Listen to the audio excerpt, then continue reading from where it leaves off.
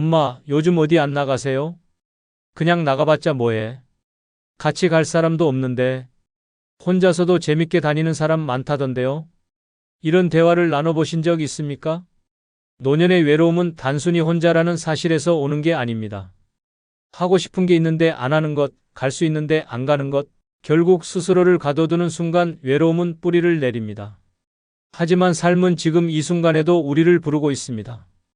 지금부터 소개할 6가지 방법은 아무도 없어도 외롭지 않고 혼자 있어도 당당한 삶으로 이끄는 비밀입니다. 영상을 끝까지 보시면 그 방법을 분명히 알게 되실 겁니다. 구독, 좋아요, 알림 설정 누르시면 시작하겠습니다. 아울러 많은 공유 부탁드립니다. 노년의 외로움을 없애는 뜻밖의 첫 번째 방법은 익숙한 노선의 버스를 끝까지 타보며 작은 모험을 하는 것입니다. 외로움은 대단한 일이 없어서 생기는 것이 아닙니다. 똑같은 장소, 똑같은 사람, 똑같은 하루가 반복될 때 삶은 조용히 무너집니다.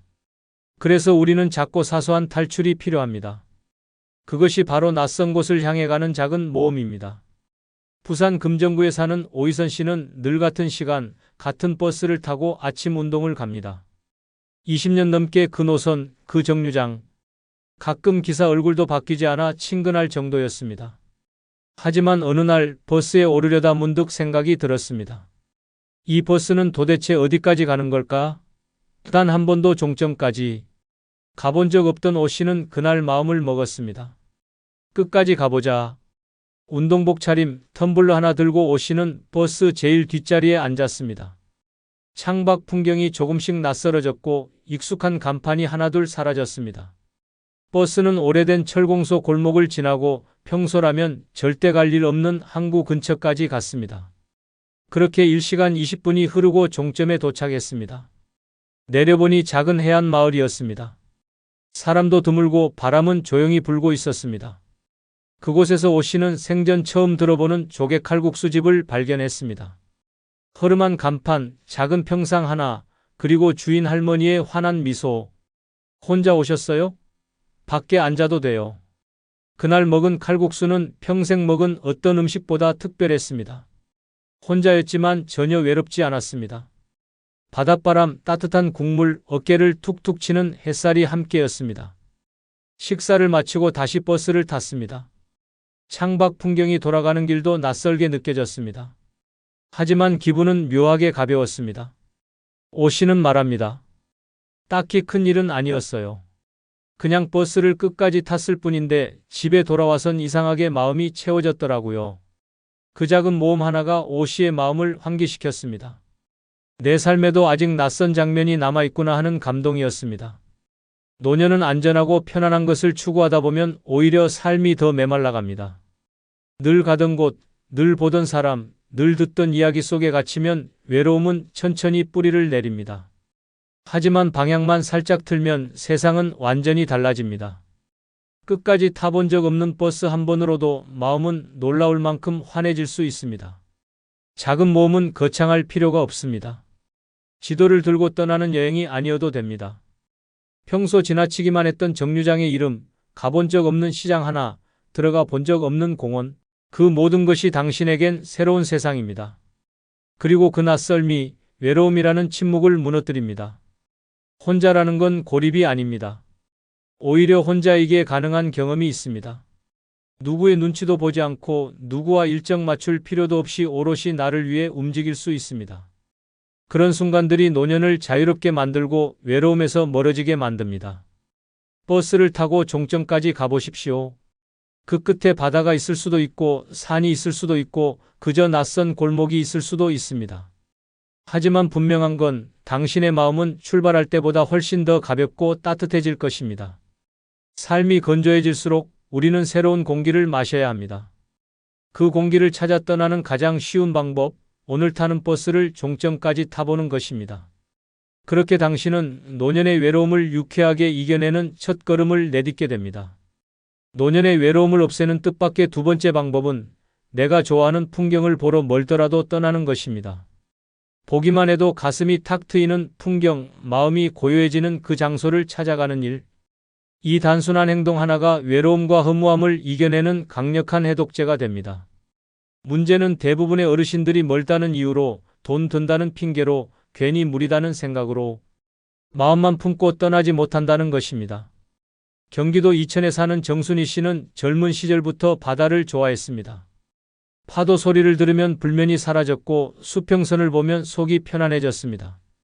하지만 결혼과 육아, 자식 뒷바라지로 바다는 언제나 TV 속 풍경으로만 남아 있었습니다.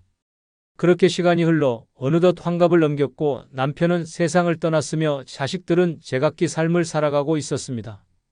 정 씨는 하루하루 집에만 갇혀 지냈습니다. 밥맛도 없고 입은 옷도 벗은 옷도 구분 없는 무채색의 날들. 특히 저녁이 되면 텅 빈 집이 더 적막하게 느껴졌고 가끔씩은 내가 왜 사는 걸까라는 허무감에 눈물이 맺혔습니다. 그러던 어느 날 우연히 TV에서 동해안 겨울바다 풍경이 나왔습니다. 매서운 파도와 찬바람 속에서도 그곳엔 생기가 있었습니다. 정 씨는 화면을 보며 중얼거렸습니다. 나도 저기 한 번은 가고 싶다. 다음 날 그는 생애 처음으로 혼자 여행이라는 걸 계획했습니다.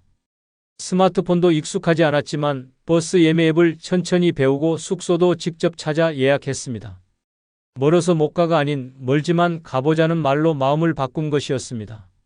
출발하는 날 자식들에겐 알리지도 않았습니다. 말하면 말릴 테니까요. 정 씨는 작고 가벼운 배낭 하나 메고 동해로 떠났습니다. 겨울바다는 거칠었고 바람은 매서웠지만 그의 마음은 너무도 따뜻했습니다. 작은 횟집에서 따끈한 매운탕을 먹고 해안도로를 걷다가 발에 찬 조약돌을 하나 주워 주머니에 넣었습니다. 파도 소리를 들으며 숙소 침대에 누웠을 때 정 씨는 오랜만에 웃었습니다. 살아있구나, 내가. 그렇게 다녀온 2박 3일은 평생 기억에 남을 선물이 되었습니다. 그 뒤로 정 씨는 틈만 나면 지도를 펼칩니다. 이번엔 전주 한옥마을? 아니면 남해, 다랭이 마을? 그렇게 나를 위해 떠나는 여정이 반복될수록 외로움은 조금씩 뒷걸음질 쳤습니다. 그리고 어느새 주변 사람들도 말했습니다. 요즘 얼굴 좋아지셨어요. 뭔가 표정이 밝아졌어요. 정 씨는 말합니다. 그냥 좋아하는 걸 보러 다니니까요. 외로움을 견디는 건 단지 사람을 만나는 것만이 해답이 아닙니다. 오히려 사람보다 더 위로가 되는 풍경, 말은 없지만 모든 걸 들어주는 자연이 있습니다. 그리고 그 자연은 당신이 직접 찾아가야 만날 수 있습니다. 멀다고 포기하지 마십시오. 멀기 때문에 오히려 그만큼 보상이 큽니다. 노년의 외로움은 혼자여서가 아니라 아무것도 보지 않고 느끼지 않기 때문에 깊어지는 것입니다. 보고 싶은 풍경을 마음속에만 간직하지 마십시오. 길을 나서십시오. 그 길 위에 외로움을 밀어낼 기쁨이 기다리고 있습니다. 노년의 외로움을 없애는 뜻밖의 세 번째 방법은 자식보다 나를 먼저 챙기는 용기를 내는 것입니다. 평생 자식 먼저, 자식 중심, 자식 걱정으로 살아온 분들에게 이 말은 낯설고 심지어 불효처럼 느껴질 수도 있습니다. 하지만 그 생각이야말로 외로움을 자초하는 가장 큰 덫입니다. 이제는 내가 주인공이어야 합니다.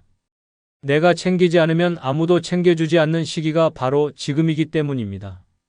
대구에 사는 장영선 씨는 세 딸을 모두 시집 보내고 본격적으로 노후를 시작했습니다. 하지만 그의 하루는 여전히 딸들의 일정표로 가득했습니다. 엄마, 이번 주말 애들 봐줘요. 엄마, 김치 좀 담가줄 수 있죠? 엄마, 급하게 돈 좀 쓸 데가 있어서요. 자식들의 요청은 대부분 부탁이지만 그 말투엔 당연함이 묻어 있었습니다. 장 씨는 한 번도 거절한 적이 없었습니다. 그게 부모의 의무라 생각했기 때문입니다. 하지만 어느 날 그에게 진짜 외로움이 찾아왔습니다. 감기 몸살이 심하게 와서 끙끙 앓던 날 전화기를 붙잡고도 어느 누구에게도 연락하지 못했습니다. 애들 바쁠 텐데 괜히 걱정 끼치지 말자 결국 병원도 혼자 갔고 약국도 혼자 들렀으며 이틀 동안 누워 찬밥에 물 말아 먹으며 버텼습니다. 그제서야 그는 깨달았습니다. 내가 이렇게까지 헌신했지만 아무도 나를 먼저 챙기지 않는구나라고. 그 뒤로 그는 단단히 결심했습니다. 이제부터 나를 먼저 챙기겠다고. 처음엔 딸들이 당황했습니다.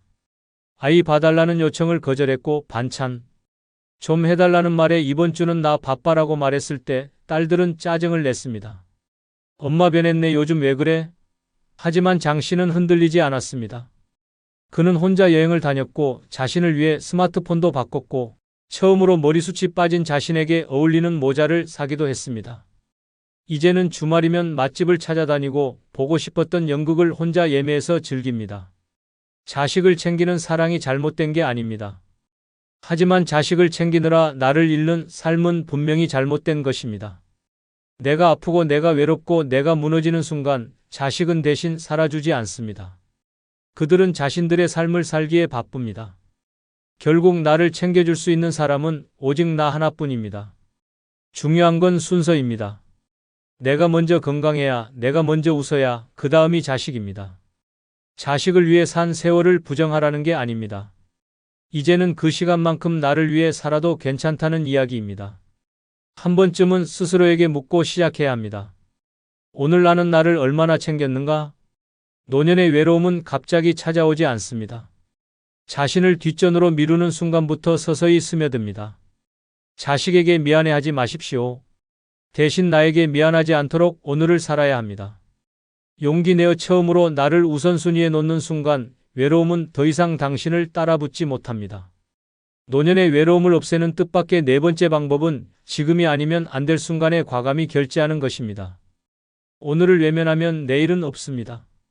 망설이다 놓친 것들이 마음속에 쌓일수록 후회는 외로움이라는 이름으로 되돌아옵니다.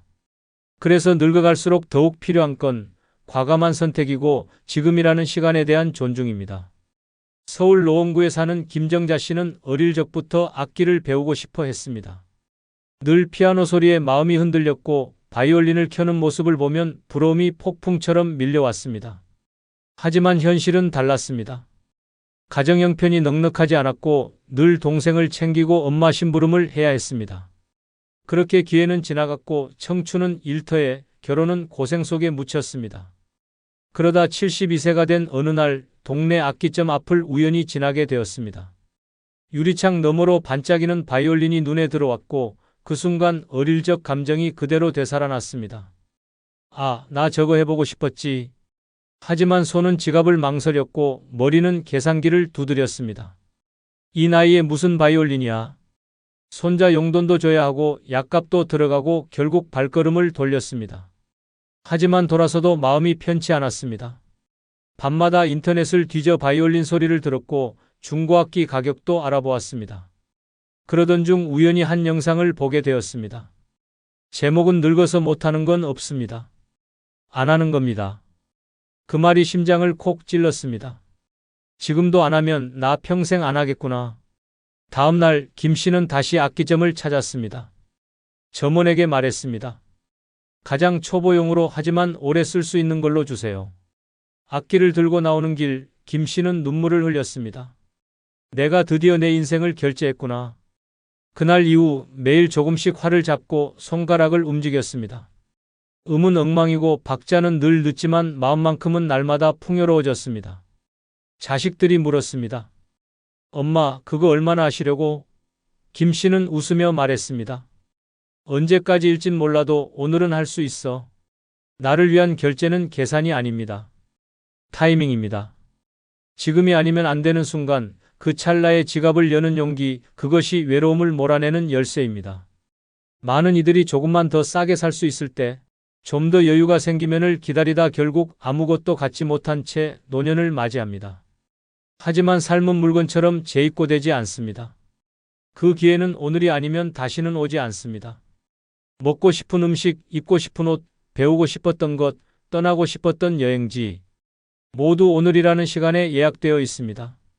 하지만 그 예약을 확정짓는 건 당신의 결제 버튼 하나입니다. 외로움은 지금 하고 싶은 걸 하지 못했을 때 더 크게 밀려옵니다. 남의 허락을 기다리지 마십시오. 자식의 눈치를 보지 마십시오. 세상에 이 나이에라는 기준은 없습니다.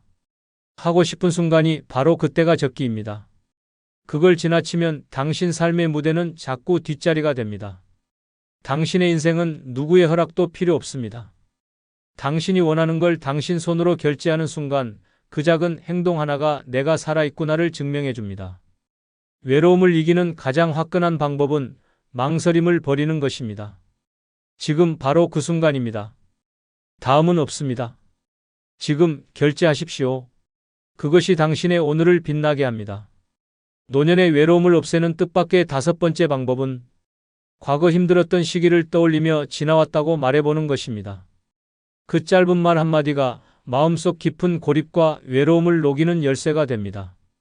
사람은 흔히 현재의 고독에만 눈이 멀어 자신이 걸어온 지난 여정을 잊고 맙니다. 그러나 되짚어보면 지금 이 자리에 서 있는 것 자체가 기적입니다. 수많은 고통과 파도, 죽을 만큼 힘들었던 순간을 넘겨왔기에 오늘이 있는 것입니다. 경북 안동에 사는 김진호 씨는 70대 중반입니다. 젊을 땐 섬유 공장에서 일했고 중년엔 신용불량자가 되어 카드 돌려막기를 하며 살아야 했습니다.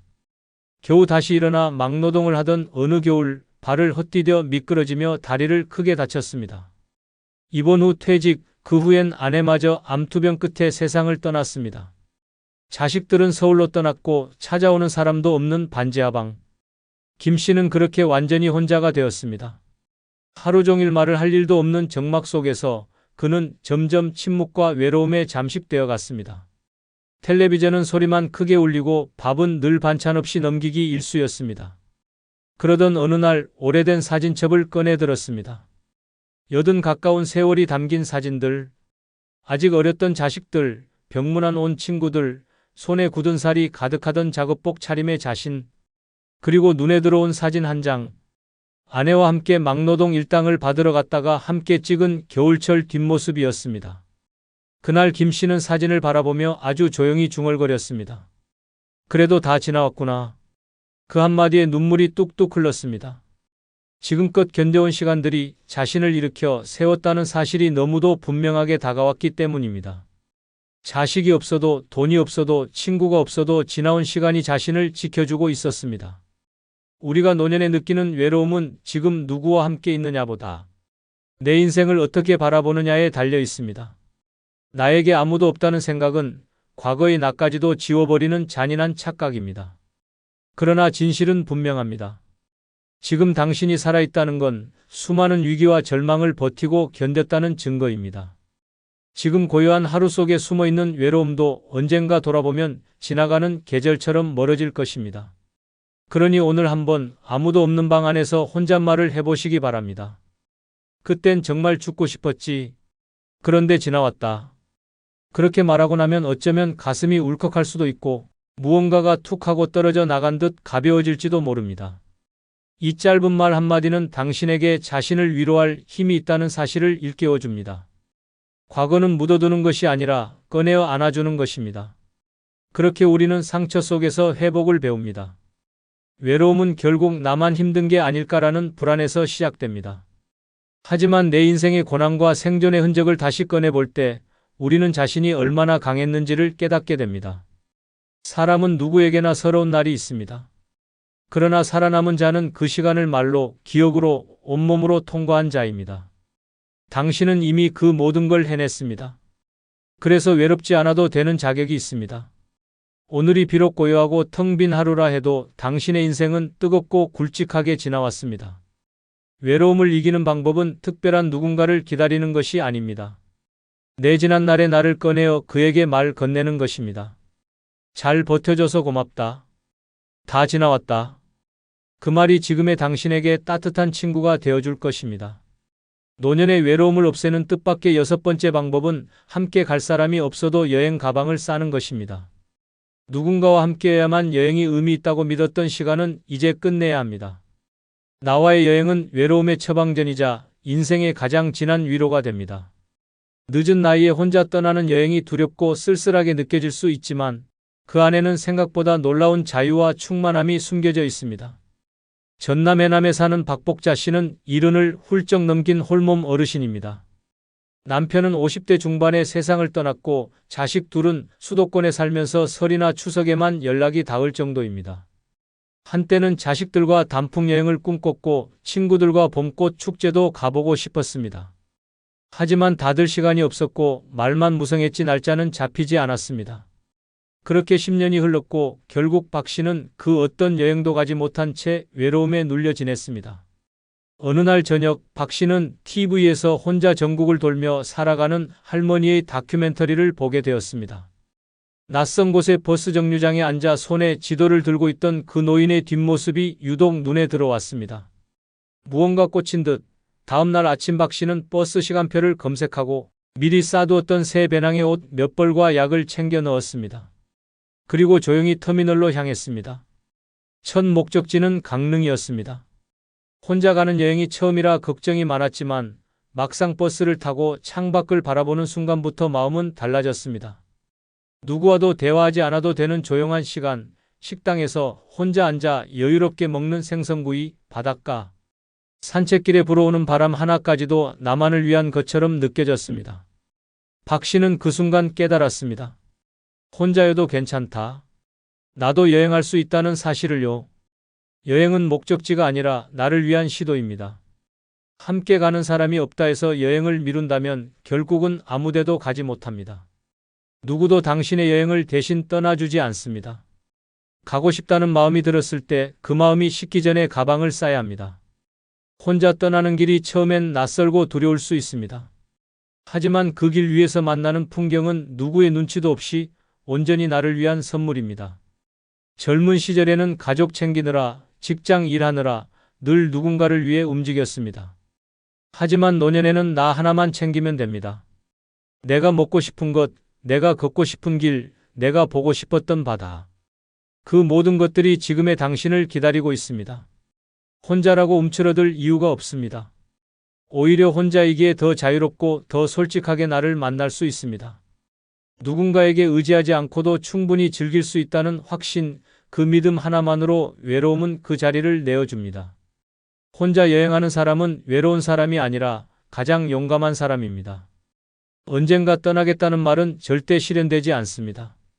외로움은 가만히 앉아 기다린다고 사라지는 것이 아닙니다. 작은 가방 하나 들고 나서는 그 순간 외로움은 등 뒤로 물러납니다. 마음속에 오랫동안 간직했던 풍경이 있다면 지금 떠나십시오. 누군가 함께하길 기다리지 말고 당신 자신과 함께 길을 나서십시오. 그 순간부터 당신은 외로운 사람이 아니라 삶을 사랑하는 사람입니다. 전라북도 익산에 사는 이정숙 씨는 12년째 형과 말도 섞지 않습니다. 계기는 부모의 유산이었습니다. 어머니 병간호는 그녀가 다 했지만 형은 집문서를 들고 나타나 절반은 내 몫이라며 목소리를 높였습니다. 그날 이후 이정숙 씨는 가족이라는 단어 자체를 믿지 않습니다. 피는 섞였지만 마음은 완전히 남이 되었기 때문입니다. 오늘 영상은 이런 분들에게 드리는 이야기입니다. 나이 들수록 왜 형제 자매가 남처럼 느껴지는지 그 현실을 5가지 이유로 풀어드립니다. 나이 들수록 형제 자매가 남이 되는 첫 번째 이유는 경제적 수준이 달라지면 대화도 감정도 만남조차 불편해지기 때문입니다. 형, 이번엔 형네 집 말고 우리 집에서 좀 모이자고 했더니 형수한테 이런 말 들었어요. 우리 집엔 불편할 거야. 애들이 시끄러워서. 그 말이요. 아직도 머리에서 안 사라집니다. 어릴 땐 똑같이 김치에 밥 비벼 먹고 학용품 나눠 쓰고 자랐습니다. 그런데 나이 들수록 현실은 다릅니다. 누군가는 잘 풀려 빌딩주가 되고 누군가는 아직도 전세 살며 약값 걱정합니다. 이때부터입니다. 만나면 대화가 어긋나고 명절에도 서로 다른 옷을 입고 한쪽은 백화점 쇼핑 얘기, 다른 한쪽은 마트 할인 쿠폰 얘기를 합니다. 눈빛은 점점 불편해지고 말끝마다 서운함이 묻어납니다. 형제 사이에서 돈 이야기는 직접 꺼내지 않아도 언제나 대화의 그림자처럼 따라다닙니다. 특히 소득 차이가 벌어지고 삶의 질이 달라지면 상대가 무엇을 말하든 자랑처럼 들리고 자기 처지는 변명처럼 들립니다. 잘 사는 쪽은 무심코 요즘 주식이 재미없어라고 말하는데 듣는 쪽은 당신은 주식할 여유라도 있지라는 속생각이 치밀어 오릅니다. 이렇게 아무리 친한 형제라도 경제적 간극은 결국 마음의 간극으로 이어집니다. 서울 강동구에 사는 74세 윤정희 씨는 셋째 언니와 10년 가까이 연락을 끊었습니다. 셋째 언니는 40대의 사업에 성공해 강남에 아파트 2채를 보유했고 지금도 건물 월세로 여유로운 노후를 보내고 있습니다. 반면 윤 씨는 60이 넘어서까지 편의점 아르바이트를 전전하며 국민연금으로 겨우 생계를 유지하고 있었습니다. 그 차이는 명절 모임에서 적나라하게 드러났습니다.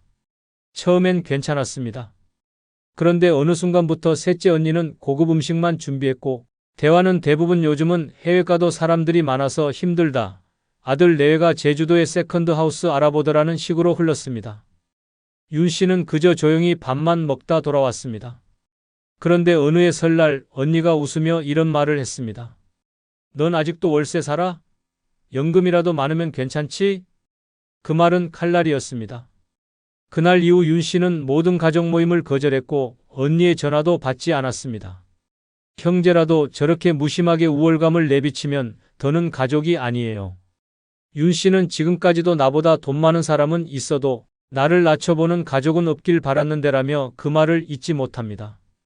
이처럼 경제적 차이는 말투에, 눈빛에, 행동 하나하나에 스며듭니다. 아무리 숨기려 해도 사는 곳, 입는 옷, 자식 얘기에서 다 드러납니다. 그리고 그런 차이를 자꾸 마주하다 보면 자연스럽게 만남 자체를 피하게 됩니다. 굳이 나를 불편하게 만드는 자리에 왜 가야 하나, 언제까지 초라한 내 형편을 감춰야 하나라는 생각이 들고 그렇게 형제는 연락하지 않게 됩니다. 더 무서운 건 이 차이가 감정의 위계를 만든다는 점입니다. 돈이 많은 쪽은 은근히 판단자의 태도를 갖게 되고 없는 쪽은 자존심을 잃지 않으려 애씁니다. 조언도 충고도 아닌데 말이 상처가 됩니다. 넌 좀 더 일찍 준비했어야지. 그땐 땅이라도 하나 샀어야 했잖아 라는 말이 불쑥 나오면 듣는 쪽은 모욕감과 좌절을 느낍니다. 형제는 같은 시대를 살아왔어도 전혀 다른 삶을 살 수 있습니다. 그 다름을 받아들이지 못하고 돈을 기준으로 관계의 높낮이를 정하는 순간 그건 더 이상 가족이 아닙니다. 피를 나눈 사이라도 돈 앞에서는 냉정해지고 마음은 차가워집니다. 나이 들수록 그 간극은 줄어들지 않고 오히려 더 벌어지기 쉽습니다. 그래서 결국 형제는 경제적 이유로 멀어집니다. 대화가 불편해지고 시선이 아프고 침묵이 익숙해지면 그건 이미 남입니다. 누구보다 가까운 사이였지만 돈 앞에선 누구보다 멀어지는 존재. 그것이 나이든 형제 자매의 슬픈 현실입니다. 나이 들수록 형제 자매가 남이 되는 두 번째 이유는 부모의 돈이 남긴 건 유산이 아니라 평생 지울 수 없는 상처였기 때문입니다. 엄마 유언장이 없다고? 그럼 법대로 4등분하자. 내가 간병했다고? 그건 내가 한 거잖아. 그 집 엄마가 나 주신다고 했어. 너도 그 얘기 들었잖아. 부모가 살아계실 땐 몰랐습니다. 설마 돈 몇 푼 때문에 피를 나눈 사이가 틀어질 거라곤 상상도 못했습니다. 하지만 부모가 돌아가시고 집 한 채와 예금 통장 하나가 남는 순간 형제는 더 이상 형제가 아닙니다. 그 순간부터는 누가 얼마나 챙기고 누가 얼마나 덜 받았는지를 계산하는 이익의 관계로 바뀝니다. 형제니까 반씩하자는 말은 의외로 갈등의 시작입니다. 난 희생했는데 왜 똑같이 나눠? 라는 억울함과 법대로 하는 게 뭐가 문제냐는 뻔뻔함이 정면으로 충돌합니다. 특히 부모를 마지막까지 돌본 사람은 배신감이 더 큽니다. 평생 간병하고 병원 오가며 희생한 시간과 돈을 다른 형제는 단 한 번의 위로 없이 당연하게 무시합니다. 그건 내가 좋아서 한 거지 누가 시킨 것도 아니고라는 말은 날카로운 칼날이 되어 가슴을 찌릅니다. 정작 병원비 한 푼 보탠 적도 없는 사람이 상속 이야기엔 제일 먼저 나서며 목소리를 높입니다. 결국 한 사람은 울고 한 사람은 법을 들이밀며 등을 돌립니다. 이런 일은 남 얘기가 아닙니다. 전라도 광주에 사는 76세 박선자 씨도 그런 경험을 했습니다. 막내딸로서 아버지가 뇌졸중으로 쓰러지신 후 무려 9년간을 병간호했습니다. 형제 셋 중 유일하게 아버지 곁을 지키며 대소변을 받아냈고 요양보호사 급여와 병원비 대부분을 혼자 부담했습니다. 간병하며 본인 일도 포기했고 남편과의 갈등까지 겪으며 모든 걸 감내했습니다. 하지만 아버지가 세상을 떠나고 남은 건 서울 외곽의 27평짜리 아파트 한 채와 약간의 예금. 그제야 연락 없던 두 오빠가 나타났습니다. 장례식장에서는 위로의 말보다 집은 어떻게 나누자는 이야기가 먼저 나왔고 박 씨는 참다 못해 터뜨렸습니다. 당신들이 어디 있었는지 기억은 하냐고. 하지만 돌아온 건 그러니까 아버지가 유언장 남겼어야지라는 비정한 대답이었습니다. 이후 두 오빠는 변호사를 대동해 상속 절차를 요구했고 박 씨는 결국 집을 법대로 3등분한 후 연락을 끊었습니다. 그 일 이후 박 씨는 말합니다. 아버지 돌아가신 날보다 오빠들 말 한마디가 더 아팠어요. 돈이 무서운 게 아니라 피를 나눈 사람의 변한 얼굴이 더 무서웠어요. 명절도 생일도 제사도 없습니다. 카카오톡 친구 목록에서 오빠들 이름은 삭제됐고 가족이라는 단어는 더 이상 쓰지 않습니다. 이처럼 부모의 유산은 자식에게 축복이 아니라 전쟁의 씨앗이 되곤 합니다. 살아계실 땐 모릅니다. 그러나 막상 재산을 정리하려는 순간 그동안 감춰진 형제의 속마음이 드러납니다. 평소에 엄마가 나를 더 아꼈다. 그 돈은 원래 내가 받을 몫이었다는 주장들이 난무하며 감정은 회복 불가능한 지경에 이릅니다.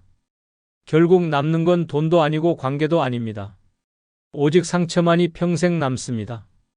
형제끼리 돈 문제로 싸우지 말자고 말은 하지만 현실은 정반대입니다.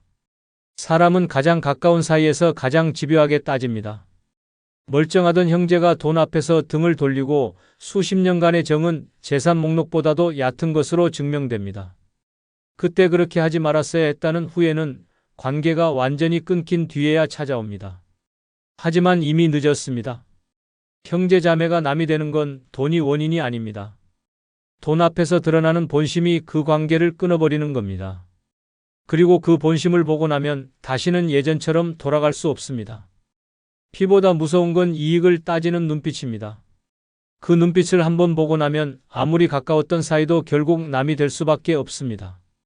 그러니 기억하십시오. 부모의 마지막이 당신 형제의 마지막이 될 수 있다는 것을. 나이 들수록 형제 자매가 남이 되는 세 번째 이유는 같은 부모 밑에서 자랐어도 결국은 전혀 다른 세상을 살아왔기 때문입니다. 어릴 땐 그렇게 잘 맞았는데 왜 대화가 이렇게 불편하지? 같은 말을 해도 저 사람은 왜 저렇게 듣지? 더는 형제랑 말 섞고 싶지 않다. 이런 생각 해보신 적 있으신가요? 그렇다면 당신은 이미 느끼셨을 겁니다. 형제 자매라는 관계는 나이가 들수록 편한 가족이 아니라 말이 통하지 않는 타인으로 변해간다는 사실을요. 어릴 땐 같은 방을 쓰고 같은 밥을 먹고 자랐습니다. 그때는 마음만 통하면 세상을 다 가진 듯 했습니다. 하지만 나이가 들고 각자의 삶을 살아가다 보면 생각도 바뀌고 말투도 바뀌고 가치관은 아예 다른 방향으로 흘러갑니다.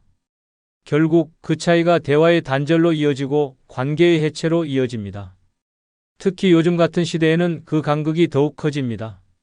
형은 지방에서 평생 농사만 지었고 동생은 서울에서 회사 생활을 하며 살았다면 그 둘은 살아온 방식, 바라보는 시선, 심지어 사용하는 언어조차 다릅니다. 요즘은 다 그렇게 살아라는 말을 던진 쪽은 아무 의도 없었지만 듣는 쪽은 나를 무시하나? 라는 감정을 느낍니다. 이런 오해가 쌓이면 명절 밥상에서도 눈치가 오가고 대화는 늘 겉돌며 결국엔 아무 말도 하지 않는 사이가 되어버립니다. 부산 사상구에 사는 73세 박성우 씨는 여동생과의 관계가 소원해진 지 8년째입니다. 과거에는 일주일에 한 번은 전화하며 서로의 안부를 챙겼고 딸아이 결혼식에도 함께 손을 맞잡고 입장했습니다. 그런데 어느 날 박 씨가 자식 문제로 힘들어하고 있다는 소식을 들은 여동생이 지나가는 말로 이런 얘기를 했습니다. 오빠가 너무 부드럽게 키워서 그래. 내 아들은 군대 다녀오고 정신이 달라졌거든. 말은 짧았지만 마음은 무너졌습니다. 박 씨는 딸의 우울증과 취업 실패로 밤마다 눈물로 베개를 적시고 있었습니다. 그런 상황을 알고 있으면서도 자식 키운 방식까지 비교하며 던진 그 말이 가시처럼 가슴에 박혔습니다. 이후 전화는 끊겼고 카카오톡은 일시으로만 이어졌습니다. 결국 박 씨는 여동생에게 이젠 우리 그냥 거리 좀 두고 살자라는 문자를 보냈고 그 말 이후로 두 사람은 서로의 삶에서 완전히 사라졌습니다. 박 씨는 이렇게 말합니다. 가족은 그래서 더 조심해야 하는 것 같아요. 남보다 더 잘 알고 있다고 생각해서 말을 쉽게 하는데 그 말들이 더 깊이 박혀요. 그리고 다르게 살아온 만큼 같은 말도 다르게 들리는 법이에요. 형제 자매가 남이 되는 건 갈등이나 싸움 때문이 아닙니다. 공감이 사라졌기 때문입니다. 같은 경험을 했던 시절은 아주 잠깐이고 그 후로 수십 년을 각자 다른 환경, 다른 방식, 다른 가치관 속에서 살아갑니다. 그걸 인정하지 못하고 여전히 우리는 같은 가족이니까 통하겠지라고 믿는 순간 오히려 충돌이 더 커집니다. 어떻게 너는 그렇게 생각하냐? 넌 원래 말이 안 통해 같은 말이 오가며 관계는 점점 좁아질 공간조차 없게 됩니다. 가족이기 때문에 이해해야 한다고요? 그 말이 오히려 상대를 더 몰아세우는 칼이 됩니다. 형제는 가족이기 이전의 하나의 인격체입니다. 다른 환경에서 다른 방식으로 살아온 사람들입니다. 그 다름을 인정하고 거리를 두고 존중하지 않는다면 결국 형제는 대화가 불편한 타인이 되고 맙니다. 어릴 적 추억만으론 지금의 감정을 지탱할 수 없습니다. 그래도 가족인데라는 말이 오히려 상처가 되는 순간 이미 그 관계는 예전의 그것이 아닙니다. 나이 들수록 형제 자매가 남이 되는 건 거창한 사건 때문이 아닙니다. 공감의 끈이 끊기고 말이 더 이상 위로가 되지 않을 때 우리는 자연스럽게 멀어집니다.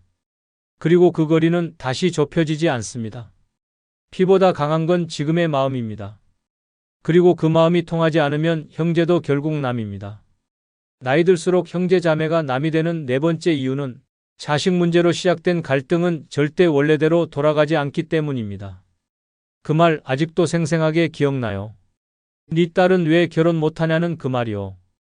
그때부터 오빠 얼굴도 보기 싫어졌습니다. 형제 자매 사이에서 자식 이야기는 절대 가볍게 꺼낼 주제가 아닙니다.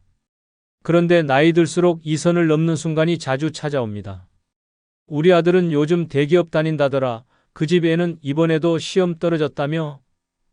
자식 교육이 그게 뭐냐라는 말은 겉으론 관심처럼 들리지만 실은 비교이고 평가이고 명백한 상처입니다. 가족끼리니까 말할 수 있다? 틀렸습니다. 형제끼리라서 더 못해야 할 말이 있습니다. 특히 부모 마음은 자식에게 가장 약하기에 자식 문제를 건드리는 순간 그 감정은 걷잡을 수 없이 무너집니다. 칭찬조차도 불편하게 들립니다. 조카는 똑똑하네, 그 집 애는 효자야라는 말도 상황에 따라선 상대방을 조용히 찌르는 칼이 됩니다. 게다가 자식의 문제가 부각될수록 형제 간에는 이상한 위계가 생깁니다. 성공한 자식을 둔 형제는 말끝마다 우월감을 숨기지 못하고 자식이 취업이나 결혼 등에서 어려움을 겪는 쪽은 점점 위축됩니다. 만남은 불편해지고 대화는 줄어들며 결국 서로의 소식을 멀리서만 듣는 관계가 됩니다.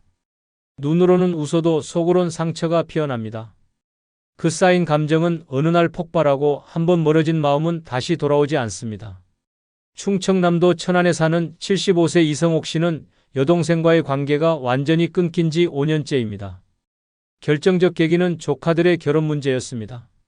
이 씨의 아들은 40대 초반이 되도록 결혼을 하지 않았고 여동생은 이런 말을 했습니다. 요즘은 연애도 능력인데 애가 너무 소극적이야. 오빠가 너무 엄하게 키운 거 아니야? 평소라면 넘길 수도 있었겠지만 그 시기 이 씨는 아들의 심리치료와 직장 스트레스로 마음고생이 심했던 터였습니다. 그날 이후 이 씨는 여동생의 얼굴조차 보기 싫어졌습니다. 생일 문자에도 답하지 않았고 추석에도 연락을 피했습니다. 여동생은 사과를 시도했지만 그냥 걱정돼서 한마리야라는 말이 오히려 이 씨의 마음을 더 닫게 만들었습니다. 정말 걱정했으면 그 말은 하지 말았어야지. 이 씨는 아직도 여동생의 전화번호를 휴대폰에서 지우지 않았습니다. 하지만 다시 통화할 일은 없을 거라고 말합니다. 자식 이야기로 갈라선 사이는 다시 붙지 않습니다. 이처럼 형제 사이를 갈라놓는 가장 흔하고도 치명적인 갈등은 자식입니다. 내 자식을 평가받는 순간 부모는 자신까지 부정당했다고 느낍니다. 그리고 형제의 입에서 나온 말이라면 더더욱 깊게 상처가 남습니다. 그 말은 절대 잊히지 않습니다. 네 애는 왜 그래라는 말은 너는 부모로서 실패했다는 말과 다르지 않습니다. 자식 문제는 각자의 삶과 고통이 담긴 영역입니다. 외부에서 보기엔 단순한 조언일 수 있지만 부모에겐 자존심이고 존재 이유입니다. 그 자존심을 무너뜨리는 말이 형제의 입에서 나왔을 때 마음은 돌아서고 감정의 문은 닫힙니다. 그 뒤엔 아무리 미안하다고 해도 그 문은 좀처럼 다시 열리지 않습니다. 형제는 인생의 절반 이상을 함께해온 존재입니다. 그러나 자식 문제로 갈라선 감정은 형제라는 이름 하나로는 회복되지 않습니다. 피보다 강한 건 자식에 대한 마음입니다.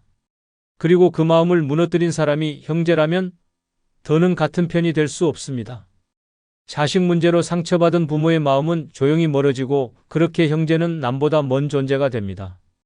나이 들수록 이 관계는 돌아오지 않습니다.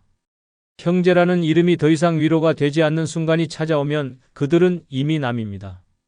나이 들수록 형제 자매가 남이 되는 다섯 번째 이유는 가까운 사이일수록 마음에 없는 말이 더 깊이 박히기 때문입니다.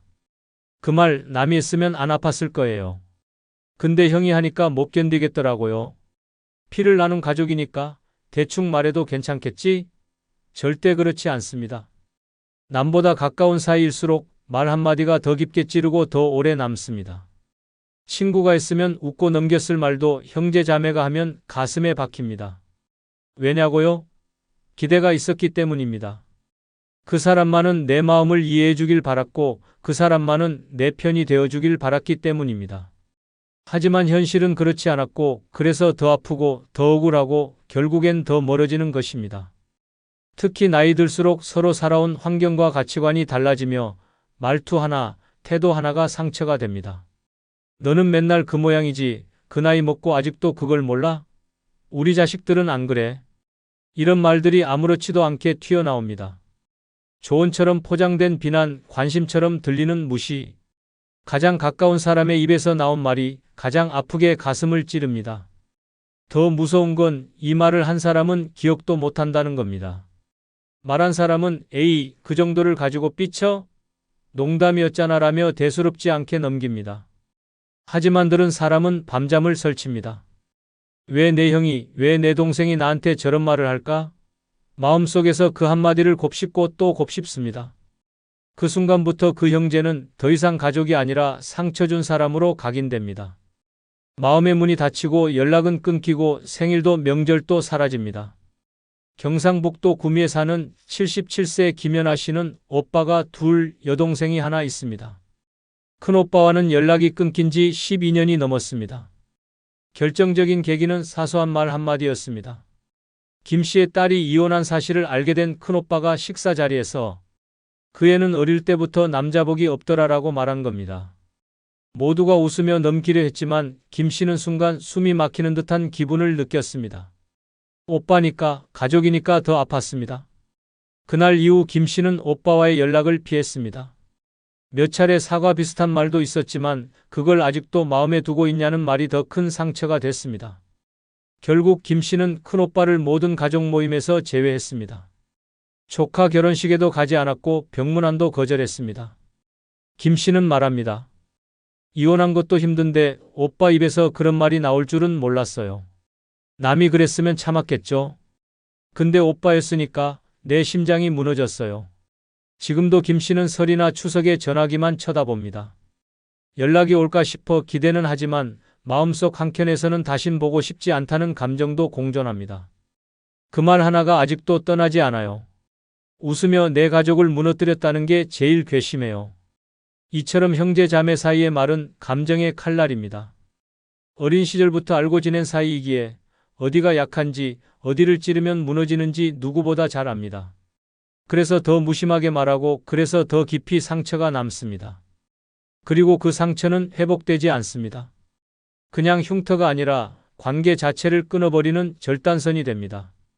형제 자매는 가까운 사이입니다. 그래서 더 말에 조심해야 하고 더 배려가 필요합니다. 하지만 나이 들수록 사람들은 말의 무게를 잊어버립니다.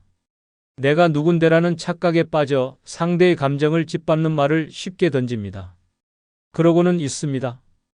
하지만 들은 사람은 잊지 못합니다. 결국 형제 자매가 남이 되는 건 바로 그 한마디에서 시작됩니다. 피보다 깊은 상처는 가까운 사람의 무심한 말에서 비롯됩니다. 그리고 그 말은 늙어서도 마음을 병들게 합니다. 어릴 땐 그렇게 끈끈하던 사이였는데 지금은 연락 한 통도 없습니다. 같은 부모 밑에서 자랐지만 이제는 얼굴 보는 게 불편합니다. 가족이라 믿었는데 오히려 가장 깊은 상처를 남긴 게 형제였습니다. 명절도 제사도 부모 장례도 끝나고 나면 남는 건 감정의 틈뿐. 모든 형제 자매가 그런 건 아닙니다. 하지만 상처받은 사람에겐 그 피가 더 아프게 느껴집니다. 이 영상은 그런 분들을 위한 이야기입니다. 늙어 왜 형제 자매가 남처럼 느껴지는지 그 진짜 5가지 이유로 말씀드리겠습니다. 구독, 좋아요, 알림 설정하시면 시작하겠습니다. 늙어 형제 자매가 남이 되는 첫 번째 이유는 부모, 봉양 문제로 남는 건 희생한 사람의 억울함과 갈등뿐이기 때문입니다. 당신들 다 어디 있었어? 아버지 요양병원에 누가 몇 번이나 왔는지 알아? 간병비는 왜 나만 냈는데 이제 와서 왜 상속 얘기부터 꺼내는데? 이 말 당신도 혹시 가슴속에서 꺼내고 싶었던 적 있습니까? 형제 자매가 남이 되는 건 어느 날 갑자기 시작되지 않습니다. 가장 먼저 금이 가는 순간은 부모님이 병들어 누우셨을 때입니다. 한 사람은 어깨를 짓누르는 현실을 감당하고 다른 형제들은 바쁘다, 애들 키우느라 힘들다며 멀어집니다. 그렇게 한 사람에게 모든 부담이 쏠립니다. 간병, 병원 수발, 병원비, 돌봄. 형제는 많아도 손 내미는 사람은 없습니다. 처음엔 이해하려 했습니다. 그러나 시간이 흐르고 부모의 마지막이 다가오면 얘기는 달라집니다. 형제들 중 아무것도 하지 않았던 사람이 나타나 어머니 집은 어떻게 나눌 건데? 라는 말부터 꺼냅니다. 그때부터입니다. 묻어뒀던 분노와 상처가 터져 나옵니다. 그동안 내가 어떻게 살았는데 지금 그 말이 나와? 엄마가 아플 땐 오지도 않더니 집값 오르니 달려오냐? 가족이라는 이름은 사라지고 감정의 칼날만 남습니다. 아무리 형제라도 아니 형제이기 때문에 더 참을 수 없는 겁니다. 피를 나눴기에 기대가 있었고 기대가 있었기에 실망은 더 깊습니다. 실제로 서울 은평구에 사는 78세 정정자 씨는 10년 넘게 아버지를 혼자 돌봤습니다. 큰오빠는 지방에 살고 있다는 이유로, 여동생은 자식 결혼 문제로 바쁘다는 이유로 발길을 끊었습니다. 정 씨는 낮엔 일하고 밤엔 아버지를 간호했습니다. 치매가 심해지자 대소변을 받아내고 병원 가는 길에 아버지가 사람들 앞에서 옷을 벗는 창피도 겪었습니다. 하지만 누구 하나 곁에 없었습니다. 아버지가 세상을 떠난 후 문제는 바로 찾아왔습니다. 장례가 끝나기도 전에 큰오빠가 말했습니다. 우리도 유산 받을 권리는 있으니까 절차는 공정하게 하자. 그 말 한마디에 정 씨는 입술을 깨물었습니다. 간병비, 요양비, 병원비 총 8년간 1억이 넘게 들었지만 형제들은 모른 척 했습니다. 심지어 여동생은 그건 내가 한 거지 우리가 시킨 건 아니잖아라고 말했습니다. 정 씨는 그 자리에서 일어나 말했습니다. 앞으로 내 인생에서 너희는 없다. 지금은 명절에도 모이지 않습니다. 조카 결혼식도 형제 생일도 외면합니다. 정 씨는 말합니다. 사람이 아니라 내가 봉이었어요. 부모님이 돌아가신 후 남은 건 형제도 아니고 유산도 아니고 그저 내 마음속 상처뿐이에요. 이처럼 부모 봉양 문제는 형제 사이의 민낯을 드러냅니다. 누구는 묵묵히 헌신하고 누구는 거리만 둡니다. 그리고 그 뒤엔 누구도 알아주지 않는 외로움과 억울함만 남습니다. 형제니까 당연히 도와줄 줄 알았다는 기대는 깨지고 그래도 나중엔 고마워하겠지라는 희망은 무너집니다. 결국 그 기대와 희망이 부서진 자리엔 가족보다 더 낯선 관계만 남습니다. 형제는 함께 부모를 보내야 할 사람입니다. 그러나 현실은 그렇지 않습니다. 부모를 간병할 때는 외면하다가 돌아가시고 나면 계산기를 두드리는 이기심이 드러납니다. 그렇게 형제 자매는 감정의 균열 속에서 영영 돌아오지 못합니다. 나이 들수록 깨닫게 됩니다.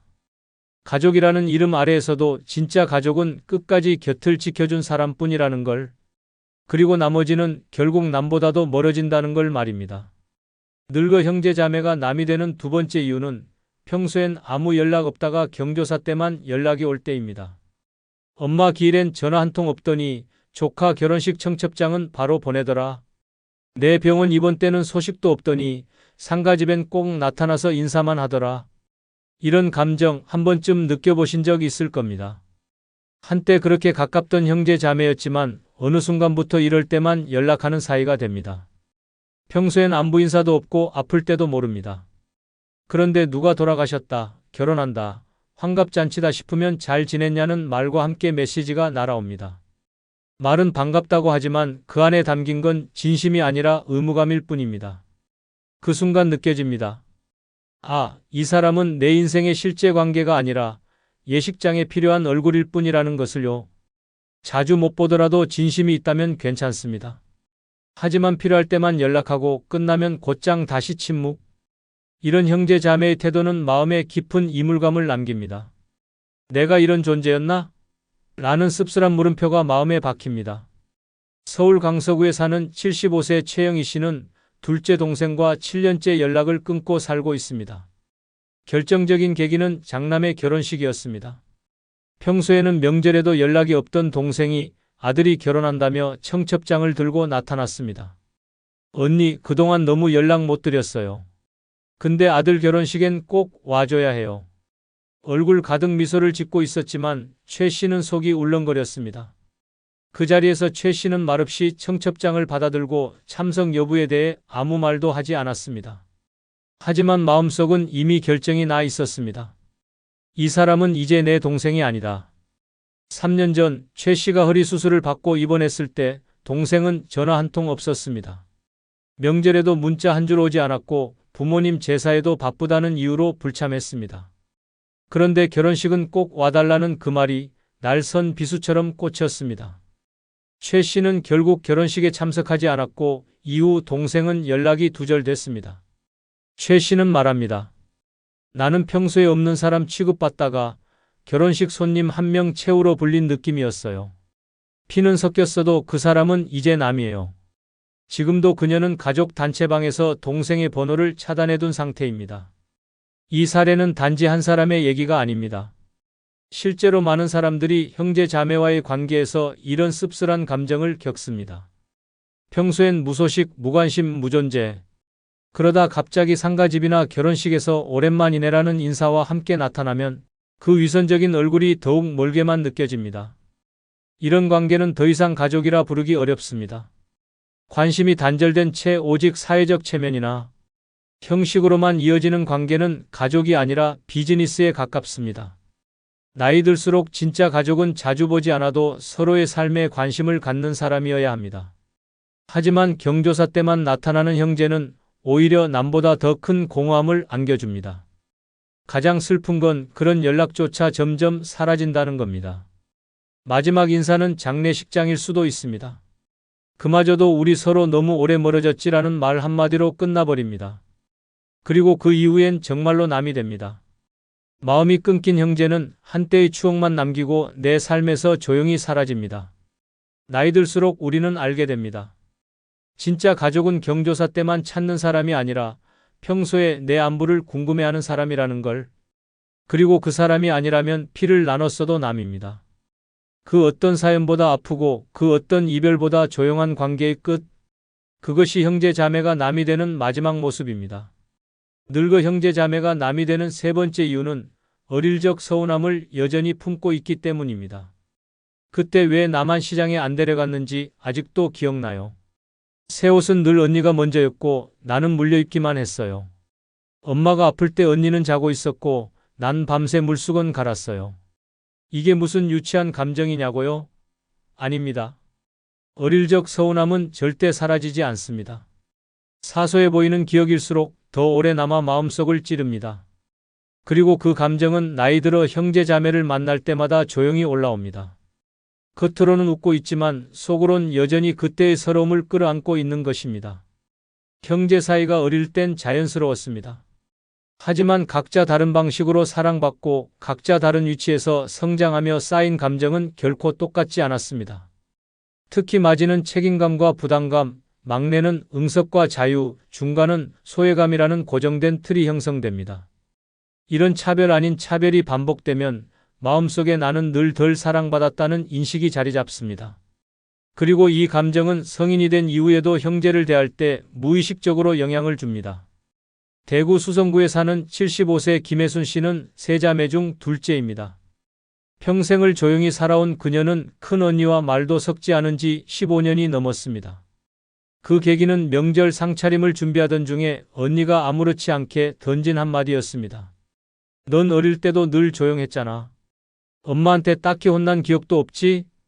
그 순간 김 씨는 심장이 덜컥 내려앉았습니다. 평생 끌어안고 있었던 감정이 바로 그 말에서 무너졌기 때문입니다. 그녀는 어릴 적부터 항상 중간이었습니다. 큰언니는 장녀라는 이유로 가족의 기대를 한몸에 받았고 막내는 귀엽다는 이유로 항상 사랑을 받았습니다. 반면 그녀는 늘 눈치를 보며 중간을 지켜야 했고 무엇 하나 마음대로 해본 기억이 없었습니다. 친구들과 소풍 갈 때도 언니는 돈을 받고 막내는 도시락을 싸갔지만 자신은 내가 알아서 해라는 말을 들었습니다. 김 씨는 그 서운함을 수십 년간 마음에 묻고 살았습니다. 하지만 그날 언니가 던진 한마디에 모든 게 터졌습니다. 넌 사랑받는 게 뭔지 몰라. 그래서 그렇게 된 거야. 말을 내뱉고 김 씨는 그 자리를 박차고 나왔습니다. 이후로는 명절 초대도 받지 않고 언니의 안부 전화도 받지 않습니다. 지금도 김 씨는 말합니다. 사람은 나이 들어도 안 변해요. 어릴 때 누가 날 아프게 했는지, 누가 날 외면했는지 그건 죽을 때까지 기억납니다. 그 말 속엔 억울함과 서운함이 뒤섞여 있었습니다. 김 씨에게 형제는 가족이 아닌 감정을 되새김질하게 만드는 잊고 싶은 관계가 되어버린 것입니다. 이처럼 형제 사이에 남아있는 오래된 감정은 쉽게 없어지지 않습니다. 특히 그 감정이 서운함일 경우 겉으론 아무 일 없는 듯 보여도 속으로는 계속 골마갑니다. 어릴 적 차별받았다는 기억, 부모가 누구를 더 아꼈다는 의심, 형제가 내 마음을 몰라줬던 순간들이 하나둘 되살아납니다. 그렇게 형제는 지금의 말보다 과거의 감정으로 판단되는 존재가 됩니다. 무엇보다 무서운 건 그 감정이 쌓이기만 하고 풀리지는 않는다는 점입니다. 나이 들수록 대화는 줄고 감정 표현은 더 어려워집니다. 결국 한마디 사과도 없이 오해를 안고 관계는 끊어집니다. 그리고 그 이별은 슬프기보다 차라리 후련합니다. 이제는 더 이상 상처받지 않아도 된다는 해방감이 따릅니다. 형제자매는 나를 가장 오래 본 사람이지만 그만큼 나를 가장 깊이 다치게 할 수 있는 사람입니다. 그 관계를 유지하려면 과거의 감정을 끌어안고 사는 것이 아니라 그 감정을 인정하고 조심하는 태도가 필요합니다. 하지만 대부분은 그걸 외면합니다. 그리고 결국 서로를 피하고 서로를 잊고 서로를 남처럼 대하게 됩니다. 나이 들수록 형제 자매가 남이 되는 건 단지 지금의 일이 쌓여서가 아닙니다. 오히려 어린 시절 내내 꾹꾹 눌러왔던 감정이 나이 들수록 더 자주, 더 깊게 올라오기 때문입니다. 그 감정을 풀지 못하고 살아온 사람들에겐 형제라는 존재가 결국 남보다 더 불편한 관계로 남을 수밖에 없습니다. 그리고 그 이별은 조용하지만 영원합니다. 늙어 형제 자매가 남이 되는 네 번째 이유는 노후 생활이 경제적 비교의 대상이 될 때 관계가 감정 아닌 숫자로 무너지기 때문입니다. 형네는 해외여행 다닌다며? 너희는 연금 많이 나오잖아. 그렇게 좋은 데서 살면 명절에 선물 하나쯤 더 할 수 있잖아? 처음엔 농담이었습니다. 하지만 그 말 속엔 뾰족한 칼날이 숨어 있습니다. 노후의 삶이 잘 사는 사람과 간신히 버티는 사람으로 나뉘기 시작하면 형제자매는 서로에게 위로가 아닌 불편한 거울이 됩니다. 만나면 괜히 위축되고 말 한마디에도 자존심이 흔들립니다. 부동산, 연금, 자식의 직업, 병원비 걱정까지 모두가 비교의 대상이 되고 그 비교가 마음의 벽을 세웁니다. 특히 60대를 넘어서면 삶은 더 분명히 갈립니다. 공무원 연금이나 퇴직금이 넉넉한 형제는 한 달에 2번 골프 치러 나가고 생활형 알바로 겨우 버티는 형제는 교통비 아끼려고 약국도 걸어갑니다. 그런 상황에서 우리 와이프는 이번에 안마의자 바꿨어 같은 말은 상대에게 수치심과 허탈함을 안깁니다. 아무리 형제라도 경제적 차이는 마음을 멀게 만듭니다. 감정이 아니라 숫자가 거리를 결정짓기 때문입니다. 실제로 전라남도 순천에 사는 76세 안재근 씨는 2살 위 형과의 관계를 끊은 지 6년이 지났습니다. 두 사람은 어릴 적부터 친구처럼 지냈고 청년기엔 함께 자취하며 서로의 삶을 응원하던 사이였습니다. 그러나 은퇴 후 모든 게 바뀌었습니다. 형은 공기업에 다니다가 정년퇴직하며 공무원 연금에 가까운 수준의 월급여를 받았고 안 씨는 자영업 실패로 퇴직금도 없이 65세까지 일하다 겨우 국민연금으로 생계를 이어가고 있었습니다. 차이는 모임에서부터 드러났습니다. 형은 언제나 좋은 옷을 입고 왔고 요즘 골프장에서 바람 쐬니 허리도 안 아프더라며 건강 자랑을 했습니다. 안 씨는 웃으며 들었지만 속은 끓어올랐습니다. 대화의 끝은 늘 요즘 연금도 쥐꼬리라 생활이 빠듯해라는 안 씨의 말. 그리고 그래도 형제끼리 뭔가 도우며 살자는 형의 말이었습니다. 그 말은 늘 부담이었고 빚진 기분이 들었습니다. 결정적인 사건은 명절 때 일어났습니다. 형이 가족 모임에서 아들 이야기를 꺼내며 이렇게 말했습니다. 우리 애는 이번에 벤츠 뽑았대. 그런데 재근이 내 아들은 요즘 뭐해? 그 순간 안 씨는 수저를 내려놓았습니다. 가슴이 찢어지는 기분이었습니다. 그의 아들은 회사를 다녀 구조조정을 당한 후 3년째 백수였고 우울증 약을 복용 중이었습니다. 그걸 알면서도 아니 알기에 일부러 꺼낸 말 같았습니다. 그날 이후 안 씨는 모든 가족 모임을 끊었습니다. 전화도 받지 않았고 형에게 이제 각자의 삶에 집중하자는 문자를 보낸 뒤 차단했습니다. 지금은 조카 결혼식에도 가지 않고 고모 제사도 따로 지냅니다. 형이 날 깎아내렸다는 느낌 아직도 생생합니다. 피는 섞였지만 마음은 다르다는 걸 그날 확실히 알았어요. 이처럼 노후에 드러나는 경제적 격차는 형제 사이의 감정을 잠식합니다. 누구는 여유롭게 요양병원을 고르고 누구는 통장 잔고 보며 진료일을 미룹니다. 그때 너도 조금만 일찍 준비했으면 좋았을 텐데라는 말 한마디는 평생 쌓아온 형제애를 무너뜨립니다. 형제자매는 돈을 나누지 않더라도 감정을 나눌 수 있어야 합니다. 하지만 노년의 삶은 그마저도 어렵습니다. 돈은 말에 태도를 입히고 시선의 위계를 만듭니다. 부러움이 질투가 되고 위로가 오지랖이 됩니다. 결국 같은 피를 나눈 사람이 세상에서 가장 불편한 존재가 됩니다. 나이 들수록 우리는 돈이 곧 자존심이라는 걸 알게 됩니다. 그리고 형제는 그 자존심을 가장 쉽게 건드리는 사람입니다. 비교당하는 순간 말없이 무너집니다. 경제력이 다르면 삶이 다르고 삶이 다르면 감정도 함께 멀어집니다. 그렇게 형제자매는 가장 오래된 타인이 됩니다. 피는 섞였지만 마음은 이미 남입니다. 늙어 형제자매가 남이 되는 5번째 이유는 같은 뱃속에서 태어났어도 살아온 방식과 가치관이 너무 다를 때입니다. 그 얘기를 형이 그렇게 받아들일 줄은 몰랐어요. 그 말을 듣고는 이 사람하고는 대화 그만해야겠다 싶었습니다. 어릴 땐 똑같은 장난감 갖고 놀고 같은 밥상에 둘러앉아 웃었던 사이였습니다. 하지만 시간이 흐르고 각자 다른 세상을 살다 보면 형제라고 해도 생각은 완전히 달라집니다. 아니, 오히려 형제이기 때문에 더 충격이 큽니다. 같은 부모 밑에서 자란 사람이 이렇게까지 나와 다를 수 있나? 이질감이 들고 그 다름이 견딜 수 없는 벽이 되는 순간 형제는 남이 됩니다. 가치관의 차이는 사소한 말에서 시작됩니다. 예를 들어 누군가는 자식은 알아서 크는 거야 라고 말하고 다른 누군가는 부모 책임이지 애가 왜 망가져? 라고 받아칩니다. 정치, 돈, 결혼관, 노후관 대화 주제가 뭐든 결국은 서로를 평가하고 비난하는 결론에 도달합니다. 넌 너무 꽉 막혔어. 너야말로 철없는 소리 좀 그만해. 같은 말이 오갈 때 더 이상 형제가 아닙니다. 감정은 다치고 관계는 멈춥니다.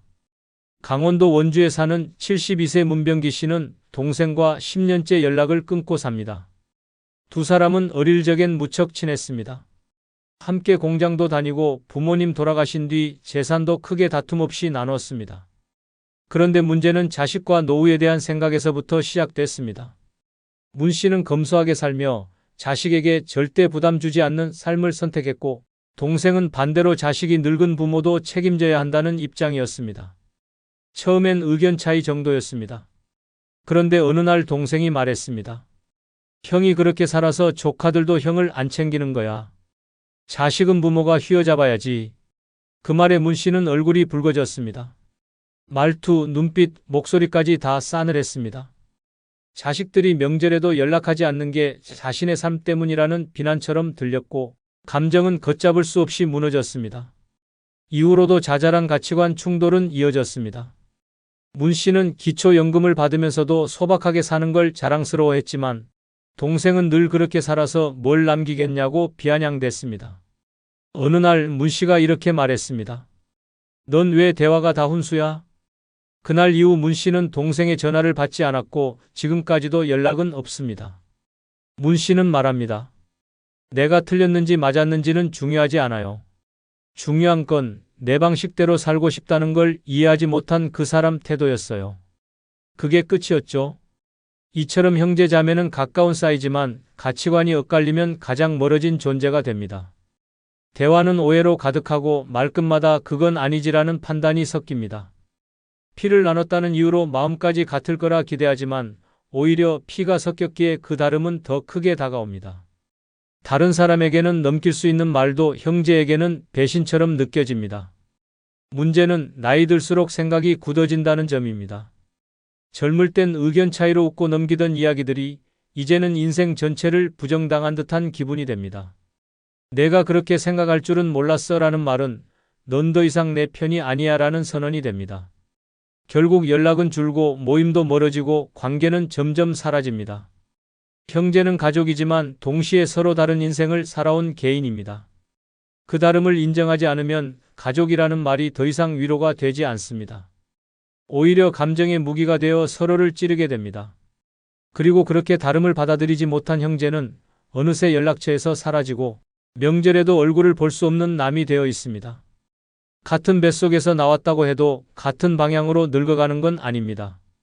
그 다름을 받아들이고 존중하지 못하면 피보다 먼 감정만 남게 됩니다. 결국 나이 들수록 형제 자매는 타인보다 더 불편한 존재가 됩니다. 그리고 그 순간 우리는 스스로 형제를 놓는 연습을 시작합니다. 그건 이별이 아니라 마음의 거리 정리입니다. 우리 오빠가 상속 다 가져갔어요. 심지어 장례식 끝나기도 전에 땅 문서부터 정리했답니다. 아버지는 딸은 시집갔으니 줄 게 없다고 했대요. 저는 평생 간병했는데요. 이런 말도 안 되는 이야기 실제로 수도 없이 벌어지고 있습니다. 유산 한번 잘못 나누면 가족이 찢어지고 형제가 원수가 됩니다. 평생 함께했던 자식들끼리 변호사 앞에서 으르렁대고 조카들끼리도 얼굴을 못 보게 됩니다. 문제는 대부분 부모의 한마디 부족함에서 시작됩니다. 이번 영상은 바로 부모의 잘못된 유산 분배로 집안이 풍비박산. 나는 5가지 경우를 적나라하게 알려드리겠습니다. 부모의 잘못된 유산 분배로 집안이 풍비박산 나는 첫 번째 이유는 간병한 자식에게만 상속을 몰아줬을 때입니다. 평생을 희생했는데 돌아온 건 형제 자매의 분노와 절연이었다면 믿을 수 있겠습니까? 치매 말기까지 부모를 돌본 자식에게 전 재산을 몰아주자 다른 형제들이 상복을 벗기도 전에 소송장을 들이밀었습니다. 죽음이 눈앞에 다가왔을 때조차 돈이 가족보다 앞서는 순간 가정은 산산조각 납니다. 노년의 병상은 외롭고 지독합니다.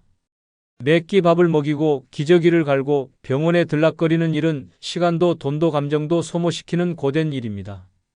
그래서 많은 부모들이 이렇게 말합니다. 얘가 날 가장 많이 돌봤으니 당연히 이 아이에게 주겠다. 하지만 상속은 감정이 아닌 제도이고 형제 간 관계는 돈 앞에서 무너지는 종이 다리일 뿐입니다. 간병의 고마움을 인정하고 싶은 부모의 마음은 이해됩니다. 그러나 나머지 자식들이 볼 때 너무 지나치게 몰아줬다는 판단이 들면 그 순간부터 가정은 전쟁터로 바뀝니다. 한 사람은 이게 당연하다고 믿고 다른 사람들은 배신당했다고 느낍니다. 상속장이 공개되는 순간 형제 자매는 더 이상 가족이 아닙니다. 원수보다 더한 사이가 되는 겁니다. 실제로 이런 일이 있었습니다. 전라남도 광양에 사는 김현숙 씨는 어머니가 치매 판정을 받고 8년 동안 홀로 간병을 해왔습니다. 큰오빠는 해외에, 둘째 오빠는 서울에서 가정을 꾸리고 살았기에 모든 간병은 김 씨 몫이었습니다. 요양보호사 자격증까지 따서 어머니 곁을 지켰고 생계를 위해 작은 반찬 가게를 운영하며 병원비와 생활비를 감당했습니다. 어머니는 평생 모은 전 재산인 시골 땅과 주택을 김 씨에게 유언으로 남겼습니다. 공증까지 마친 뒤였습니다. 그런데 장례식이 끝난 다음 날 두 오빠가 찾아와 이렇게 말했습니다. 우리한테 한 푼도 없다니 그게 말이 되냐? 내가 어머니를 돌봤다고 해도 이건 도리가 아니지 않냐? 김 씨는 어머니가 남긴 유언장을 보여주며 말했습니다. 어머니 뜻이었다. 간병한 내가 가져가는 게 당연하지 않냐. 그러자 큰오빠는 무표정하게 말했습니다. 그럼 법대로 하자. 그날 이후 김 씨는 가족과 연락을 끊었습니다. 서울에서 소송장이 날아왔고 유류분 청구가 시작됐습니다. 형제의 카카오톡 단체방은 해체됐고 조카 결혼식에도 부르지 않았습니다. 김 씨는 말합니다. 그렇게까지 욕심을 부릴 줄은 몰랐다. 나는 가족을 지켰다고 생각했는데 그들은 돈을 지키려고 했던 것 같다. 이 사례에서 드러나듯 상속은 누가 얼마나 돌봤는가 보다 누가 배제됐는가에 초점이 맞춰집니다. 돌봄의 정당함이 아무리 커도 나머지 자식들의 박탈감을 무시하면 그건 새로운 분노를 심는 일이 됩니다. 자식을 차별해서 키우면 원망이 생기듯 유산을 한쪽에만 몰아주면 불화가 생깁니다. 부모의 뜻이었든 자식의 희생 때문이든 남은 자식이 억울함을 느끼는 순간 가족은 끝입니다. 그때부터 그들은 서로를 형제가 아닌 상대로 보기 시작합니다. 소송이 시작되고 악감정은 대를 이어갑니다. 손주들끼리까지 원수처럼 지내게 되는 겁니다. 상속은 공평하게 하되 돌봄에 대한 보상은 생전에 따로 주는 방식이 가장 현명합니다. 예를 들어 간병을 해준 자식에게는 매달 용돈이나 명예 이전으로 실질적인 도움을 주되 유산 자체는 객관적인 기준으로 나누는 겁니다. 그렇게 해야 억울함이 사라지고 가족 간의 신뢰도 유지됩니다. 가정을 지키려 했던 부모의 선택이 오히려 가정을 박살내는 도화선이 되는 경우가 적지 않습니다. 돌봄에 대한 보상은 살아있을 때 하십시오. 죽은 뒤에 몰아주는 상속은 선물이 아니라 폭탄입니다. 부모의 잘못된 유산 분배로 집안이 풍비박산. 나는 두 번째 이유는 가족회의 한 번 없이 혼자 일방적으로 유언장을 작성했을 때입니다. 자식들 몰래 유언장을 쓴 부모, 남긴 건 평생 쌓아온 재산이 아니라 형제의 분열과 분노였습니다. 아무 말 없이 혼자 판단하고 혼자 정리하고 혼자 남긴 결정. 그 종이 한 장이 가정을 산산조각 냈습니다. 무언의 침묵으로 남긴 그 한마디, 나는 이 아이에게만 주겠다는 메시지가 가족의 관계를 영원히 끊어놓았습니다. 자식들은 부모의 선택을 존중하고 싶어 합니다. 하지만 동시에 알고 싶어도 합니다.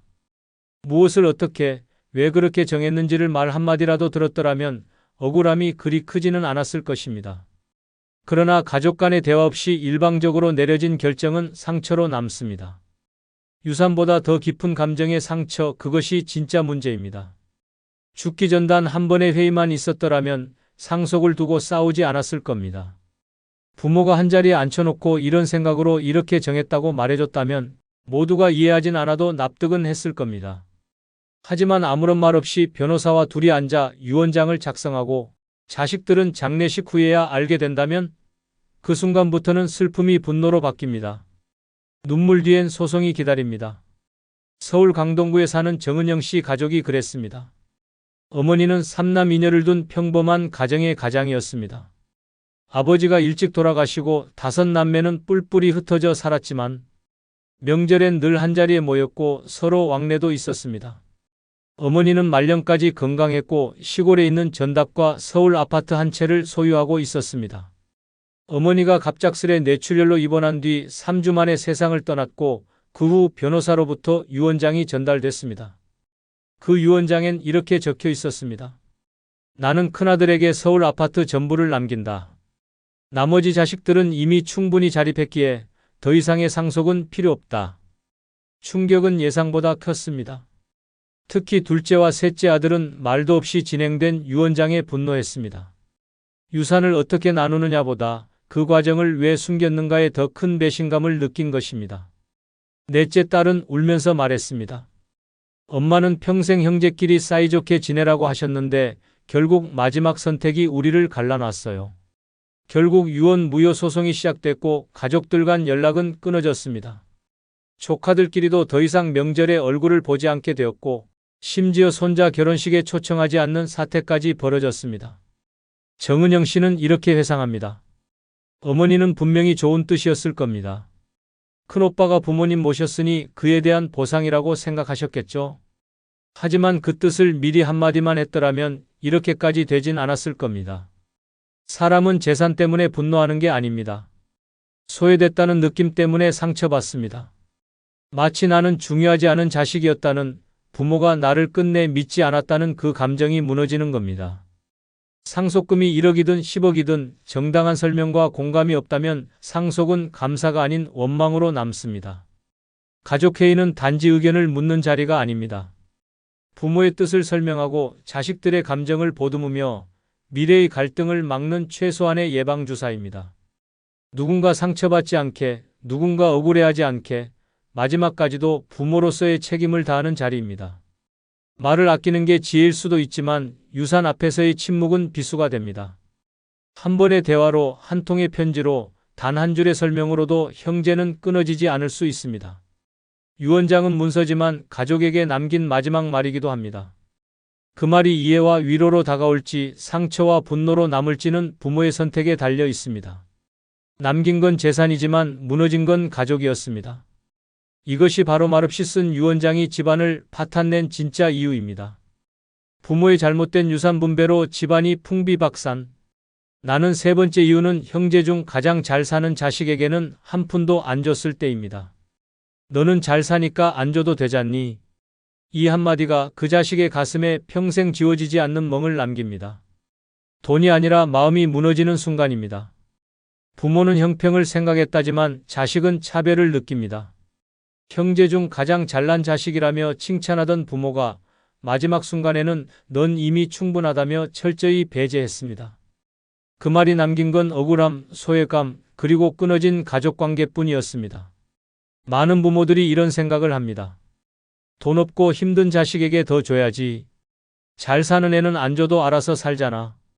그 생각이 틀린 건 아닙니다. 그러나 유산은 필요가 아니라 관계입니다. 가진 것과 상관없이 자식은 부모에게 사랑을 균등하게 받았다고 느끼고 싶어 하는 존재입니다. 그런데 돈이 기준이 되어버린 순간 관계는 망가지고 가족은 원수가 됩니다. 더구나 그 잘난 자식은 자수성가했을 확률이 높습니다. 스스로 피땀 흘려 성공했고 형편 어려운 부모와 형제들을 도운 적도 많았을 것입니다. 그런데도 부모는 단 한 푼의 유산도 주지 않으며 넌 됐다고 선언합니다. 그 자식은 묻습니다. 그럼 나는 부모에게 필요 없는 자식이었습니까? 경기도 구리시에 사는 박영진 씨는 셋째 아들입니다. 그는 대학을 자비로 다녔고 스스로 사업을 일궜습니다. 부모에게 매달 용돈을 드렸고 명절마다 형제 자매에게 선물까지 챙겼습니다. 반면 첫째는 수차례 사업 실패로 채무에 시달렸고 둘째는 장기 실직 상태였습니다. 박 씨는 말없이 도왔습니다. 가족이니까요. 그런데 어머니가 돌아가시고 상속 문제가 불거지자 뜻밖의 일이 벌어졌습니다. 어머니의 유언장에 박 씨의 이름은 없었습니다. 시골 땅은 첫째에게, 주택은 둘째에게. 박 씨는 처음엔 믿지 못했습니다. 형제들이 말했습니다. 엄마가 그랬어. 넌 잘 사니까 굳이 줄 필요 없다고. 그 순간 박 씨는 웃으며 말했습니다. 그래. 나는 필요 없는 자식이었구나. 형제들은 그래도 내가 낫지 않냐며 오히려 위로하려 했지만 박 씨는 조용히 손절을 선언했습니다. 이후 명절에도 얼굴을 보이지 않았고 부모 제사도 따로 지냈습니다. 형제들은 뒤늦게 연락을 시도했지만 돌아온 건 차가운 문자 한 통이었습니다. 더 이상 가족이라 생각하지 마십시오. 이 사건 이후 형제는 서로 연락을 끊었습니다. 조카 결혼식에도 부모 제사에도 박 씨는 나타나지 않았습니다. 수십 년을 함께한 가족이 단 하나의 유산 분배로 산산조각이 난 것입니다. 박 씨는 이렇게 말합니다. 돈이 문제가 아니었습니다. 왜 나만 아들 취급을 못 받았는지가 그게 더 괴로웠습니다. 가장 잘 나간다는 이유로 배제당한 자식은 사랑이 아니라 계산의 대상이 되었다고 느낍니다. 넌 알아서 살아라는 말은 칭찬이 아니라 소외입니다. 유산은 금액이 아니라 감정입니다. 아무리 작은 액수라도 너도 내 자식이라는 상징이 담겨야 합니다. 그것이 없으면 상처로 남습니다. 유산을 형편 따라 나누고 싶다면 반드시 당사자와의 합의가 있어야 합니다. 내가 이해해주면 좋겠다는 설명이 있어야 합니다. 그렇지 않으면 부모는 형편을 고려한 선택을 했다고 믿지만 자식은 평생의 배제를 기억하게 됩니다. 돈이 많은 자식에게 한 푼도 주지 않았다고 해서 그 자식이 망하지는 않습니다. 하지만 그 마음을 지키지 못하면 그 자식은 영영 가족에서 떠납니다. 남긴 건 땅과 집이었지만 잃은 건 자식 한 명이었습니다. 부모의 그 선택 하나가 가정을 무너뜨린 진짜 이유입니다. 부모의 잘못된 유산 분배로 집안이 풍비박산. 나는 네 번째 이유는 딸은 시집갔으니 안 줘도 된다고 했을 때입니다. 너는 시집갔잖니? 남의 집 식구한테 뭘 또 줘? 이 말을 남긴 순간 부모는 딸의 마음에서 부모 자격을 잃습니다. 딸은 자신을 한 집안의 자식이 아닌 그저 시집 보낸 짐 취급받았다고 느낍니다. 상속을 배제당한 딸은 외칩니다. 시집은 갔지만 엄마 아빠 딸 아닌가요? 그러나 그 외침은 아무도 듣지 못한 채 유산분배라는 이름의 장부 속에서 지워집니다. 그렇게 시작된 분노는 가족을 갈라놓습니다. 멀쩡하던 형제 자매가 서로 소송하고 명절에도 얼굴을 못 보는 사이가 됩니다. 부모는 그저 관습대로 딸은 출가 외인이라는 말을 믿고 판단했을 뿐일지 모릅니다. 하지만 시대가 변했습니다. 딸도 부모를 돌봤고 가족을 위해 헌신했고 무엇보다 같은 핏줄입니다. 그런데도 넌 시집 갔으니 끝이라는 한마디는 부모에게 받은 마지막 말로 남습니다. 그 말은 딸의 자존심을 짓밟고 평생 품고 살았던 가족에 대한 믿음을 깨버립니다. 인천 서구에 사는 윤지연 씨는 3남매 중 막내입니다. 형 2명은 각각 결혼 후 타지에서 살고 있었고 지연 씨는 결혼 후에도 친정 근처에서 살며 부모님을 돌봤습니다. 병원 진료, 생일 상차림, 명절 음식까지 대부분 지연 씨가 챙겼고 아버지가 쓰러졌을 때도 곁을 지킨 건 그녀였습니다. 하지만 아버지가 돌아가신 뒤 어머니가 남긴 유언장에 충격적인 내용이 있었습니다. 윤지연에게는 별도 상속하지 않는다. 이미 시집을 가서 충분히 도리를 다했다. 오빠들은 아무렇지 않게 말했습니다. 엄마 말이 맞잖아. 너도 이해하겠지? 지연 씨는 말이 나오지 않았습니다. 평생 가족을 위해 산계허무했습니다. 자신이 남의 집 딸이 아닌 바로 이 집의 자식이었다는 사실이 부정당한 듯한 기분이었습니다. 그날 이후 지연 씨는 가족들과 연락을 끊었습니다. 장례식장에서도 짐을 싸들고 조용히 떠났고 명절 인사도 없었습니다. 시간이 지나 큰오빠가 연락을 시도했지만 돌아온 건 차가운 한 문장이었습니다. 그날 이후 저에게는 더 이상 가족이 없습니다. 지연 씨는 이렇게 회상합니다. 딸이라는 이유로, 시집갔다는 이유로 내 몫을 지운 게 아니라 존재 자체를 지운 겁니다. 난 가족에게 필요 없는 존재였다는 걸 유언장으로 확인받은 거죠. 돈보다 더 큰 건 감정입니다. 딸도 자식입니다. 시집을 갔든 성을 바꿨든 부모의 사랑은 절반이어선 안 됩니다. 상속에서 배제된 건 단순한 유산이 아니라 가족으로서의 권리와 정체성입니다. 과거엔 딸은 출가 외인이라 했지만 지금은 누구나 법적 상속권이 있습니다. 그러나 법보다 더 무서운 건 소외입니다. 설명도 없이 배려도 없이 단지 시집갔다는 이유로 상속에서 지웠다면 그 딸은 평생 마음속에 버림받은 자식으로 살아가게 됩니다. 유산은 돈이 아닙니다. 부모가 남긴 마지막 말이며 마지막 온기입니다. 그 안에 딸의 이름이 없다면 그 딸은 그 순간부터 마음의 고아가 됩니다. 남긴 건 아파트 한 채였지만 잃은 건 딸 하나였습니다. 그 대가는 너무도 큽니다. 이것이 바로 시집갔다는 이유로 딸을 배제한 유산 분배가 가정을 무너뜨리는 진짜 이유입니다. 부모의 잘못된 유산 분배로 집안이 풍비박산. 나는 5번째 이유는 큰아들이 알아서 나눌 거라 믿고 아무 말 없이 떠났을 때입니다. 우리 큰아들은 절대 안 그래. 다 알아서 잘 나눌 거야. 그 믿음이 결국 자식들 사이를 칼로 베듯 가르며 가정을 무너뜨렸습니다. 부모는 마지막까지 말을 아꼈고 유언도 없이 세상을 떠났습니다. 그러자 남은 건 믿음이 아니라 의심이었고 형제애가 아니라 소송이었습니다. 가장 오래된 아들이니 집안일을 도맡아 해왔으니 그가 공정하게 처리할 거라 생각했던 부모의 믿음은 오히려 모든 비극의 시작이었습니다. 죽음을 앞둔 순간 부모가 남길 수 있는 가장 강력한 유산은 공평한 분배입니다. 하지만 그걸 맏아들의 인성에 맡긴다는 건 위험한 도박입니다.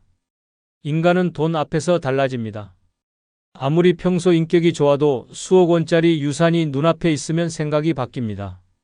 형제간 우애보다도 잃어버릴지 모를 기회를 먼저 계산하게 됩니다. 특히 부모가 생전에 유산 이야기를 꺼내지 않고 내가 잘 알아서 해라 한마디만 남겼다면 그건 불씨 하나만 던지고 떠난 것과 같습니다. 나머지 자식들은 생각합니다. 정말 공평하게 나누려는 건가? 의심이 생깁니다. 큰아들은 말합니다. 어머니가 나한테 맡기셨잖아. 나는 어머니 뜻대로 하는 거야. 그 말은 점점 가족의 신뢰를 의심으로 변질시키는 독이 됩니다. 실제로 충청북도 제천에 사는 김성진 씨 가족의 이야기가 그랬습니다.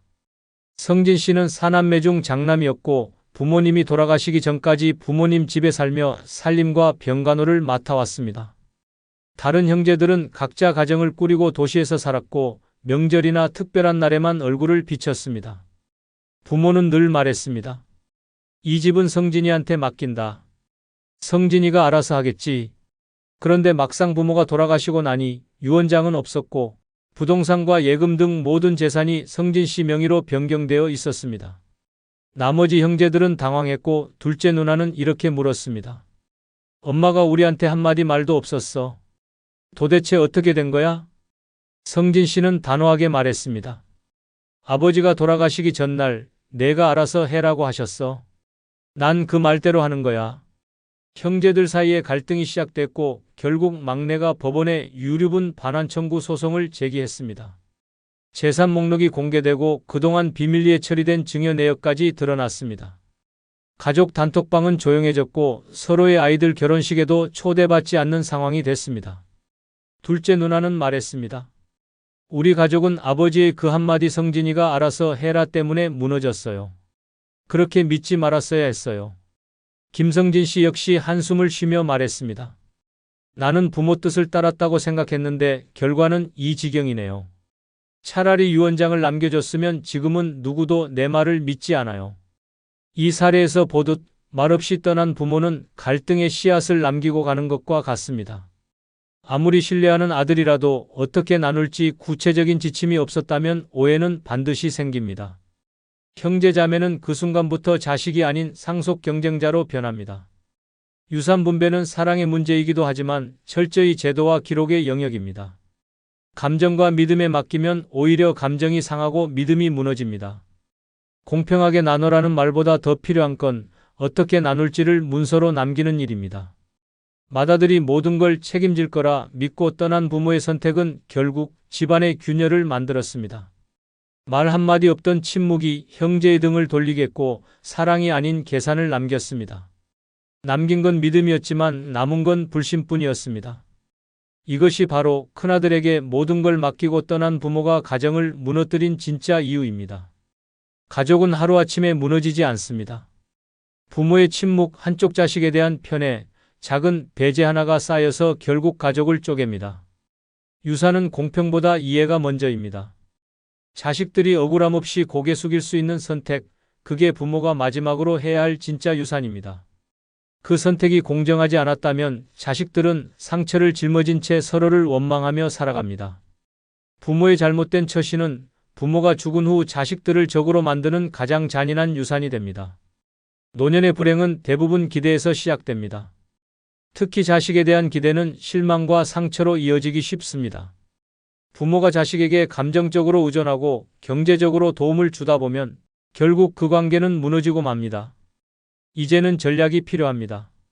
더 이상 감정에 휘둘리지 않고 자식과 건강한 거리를 유지하는 기술, 그리고 무엇보다도 자립적인 노년을 설계하는 구체적인 방법, 전문가의 시선으로 분석한 자식 걱정 없이 늙는 6가지 핵심, 지금부터 순서대로 알려드리겠습니다. 자식 걱정 없이 늙는 첫 번째 핵심은 자식 인생과 내 인생을 분리하는 결심입니다. 부모가 가장 많이 착각하는 것이 있습니다. 내가 이렇게 희생했으니 자식이 당연히 나를 챙기겠지. 아닙니다. 자식은 효자가 아니라 자기 인생을 살아가는 독립된 성인일 뿐입니다. 그 인생에 개입하거나 기대하는 순간 부모의 노후는 무너집니다. 자식에게 바라는 순간 마음이 약해집니다. 바람은 실망을 낳고 실망은 상처가 됩니다. 상처는 원망이 되고 원망은 결국 부모-자식 관계를 병들게 만듭니다. 그러니 가장 먼저 해야 할 일은 내 인생 따로, 자식 인생 따로라는 철저한 분리선언입니다. 자식이 잘 되든 못 되든 결혼을 하든 안 하든 내 노년과는 무관하다는 냉정한 선긋기가 필요합니다. 그게 잔인해 보여도 오히려 자식과 부모 모두를 살리는 길입니다. 기대하지 않으면 실망하지 않고 비교하지 않으면 불행하지 않습니다. 하지만 말처럼 쉽지 않습니다. 부모 마음이 어디 그렇습니까? 늘 자식 걱정으로 하루가 시작되고 잠들기 전까지도 애는 밥은 먹었을까, 직장은 괜찮을까 생각하게 됩니다. 그렇기 때문에 결심이 아니라 훈련이 필요합니다. 이쯤에서 많은 분들이 고개를 끄덕이게 될 실제 사례 하나를 소개합니다. 경상북도 구미에 사는 75세 김명희 씨는 남편과 사별한 뒤 외아들만을 의지하며 살아왔습니다. 아들 부부는 서울에서 맞벌이를 했고 김 씨는 시골집에서 혼자 지냈습니다. 어느 날 며느리가 둘째 아이를 낳게 되면서 산후조리를 부탁했고 김 씨는 냉큼 올라갔습니다. 일주일만 도와달라더니 한 달이 되고 석 달이 되었습니다. 김 씨는 아침마다 아이를 씻기고 젖병을 소독하고 밤에는 울음을 달래며 잠도 제대로 못 잤습니다. 감사 인사는커녕 며느리는 엄마, 이것도 안 하셨어요? 라는 말만 했습니다. 서운함이 쌓여갔지만 김 씨는 꾹 참았습니다. 어차피 내 자식인데라는 마음으로 넘겼습니다. 그러던 어느 날 김 씨는 허리를 삐끗해 병원에 실려가게 됐습니다. 그런데 더 충격적인 일이 벌어졌습니다. 며느리는 보험 문제를 이유로 보호자 등록을 거부했고 아들은 출장 중이라며 전화를 받지 않았습니다. 김 씨는 병원에서 혼자 입원 수속을 밟고 혼자 링거를 맞으며 혼자 눈물을 삼켜야 했습니다. 그날 밤 김 씨는 결심했습니다. 이제부터 내 인생은 내가 챙긴다. 이듬해 시골집으로 돌아간 김 씨는 손주 돌보는 걸 거절하고 마을 경로당 활동과 취미 생활을 시작했습니다. 처음엔 적응이 어려웠지만 지금은 이웃과 함께 텃밭을 가꾸고 친구들과 매주 식사를 하며 지냅니다. 김 씨는 이렇게 말합니다. 자식도 결국 자기 살기 바빠요. 내가 나를 안 챙기면 아무도 안 챙겨줘요. 내가 무너지면 자식도 무너지는 거예요. 제일 먼저 내 인생부터 지켜야 합니다. 자식에게 올인하는 인생은 결국 자식에게도 짐이 됩니다. 내가 나를 돌봐야 자식도 편합니다. 그러니 늙어서 가장 먼저 해야 할 일은 바로 이것입니다. 자식 인생은 자식 목, 내 인생은 내 목. 선을 긋고 마음을 비우는 단호함. 이 결심이 노후를 지키는 첫 번째 핵심입니다. 자식 걱정 없이 늙는 두 번째 핵심은 돈이 있어도 안 주는 습관을 들이는 것입니다. 지금 가진 돈이 적든 많든 상관없습니다. 중요한 건 자식에게 안 줄 수 있는가입니다. 돈이 없어서 못 주는 건 차라리 다행입니다. 문제는 돈이 있음에도 불구하고 결국 못 참고 주는 부모 마음입니다. 그 순간부터 노후는 자식의 눈치를 보게 되고 부모는 현금 지급기로 전락합니다. 많은 부모들이 이렇게 말합니다. 내가 줄 수 있을 때 도와줘야지. 하지만 정말 줄 수 있을 때 주는 건 단순한 도움이 아니라 책임을 대신 지워주는 일입니다. 자식 인생의 부모가 간섭하는 가장 확실한 방법은 돈입니다. 그 순간부터 자식은 결정권을 부모에게 넘기고 부모는 인생 전체를 책임져야 합니다. 노년에 가장 위험한 말이 있습니다. 이번만 도와주자. 이 한마디가 반복되면 도와주는 게 아니라 의무가 됩니다. 부모 입장에서는 용돈이고 선심이지만 자식 입장에서는 생활비이고 구조입니다. 한번 구조의 맛을 들인 자식은 다시는 스스로 헤엄치려 하지 않습니다. 서울 송파구에 사는 79세 박영자 씨는 은퇴 후 모은 2억 원을 자식 셋에게 7천, 6천씩 나눠줬습니다. 큰아들은 전세금 보태겠다고 했고 둘째는 가게 차리겠다고 했습니다. 막내는 대출 갚고 차를 바꾸겠다고 했습니다. 당시 박 씨는 다들 열심히 살 테니 곧 갚겠지라는 기대를 걸었습니다. 하지만 1년이 지나도 2년이 지나도 돈은 돌아오지 않았습니다.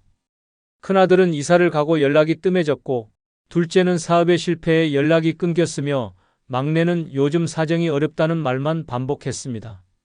박 씨는 병원비가 필요해 큰아들에게 전화를 걸었습니다. 하지만 돌아온 말은 요즘 나도 힘들어였습니다. 결국 박 씨는 치과 치료를 포기하고 통증을 참고 살았습니다. 친구들에게는 이런 말도 못했습니다. 자식이 챙겨줄 거라 생각했던 내가 바보였지. 결국 박 씨는 남은 돈 2천만 원으로 작은 임대 아파트에 전세를 얻어 이사했습니다. 그리고 결심했습니다. 이 돈은 죽을 때까지 내 병원비로만 쓴다. 이후 그는 어떤 자식의 부탁에도 돈을 꺼내지 않았고 지금은 매달 적은 연금과 저축 이자로 조용히 살고 있습니다.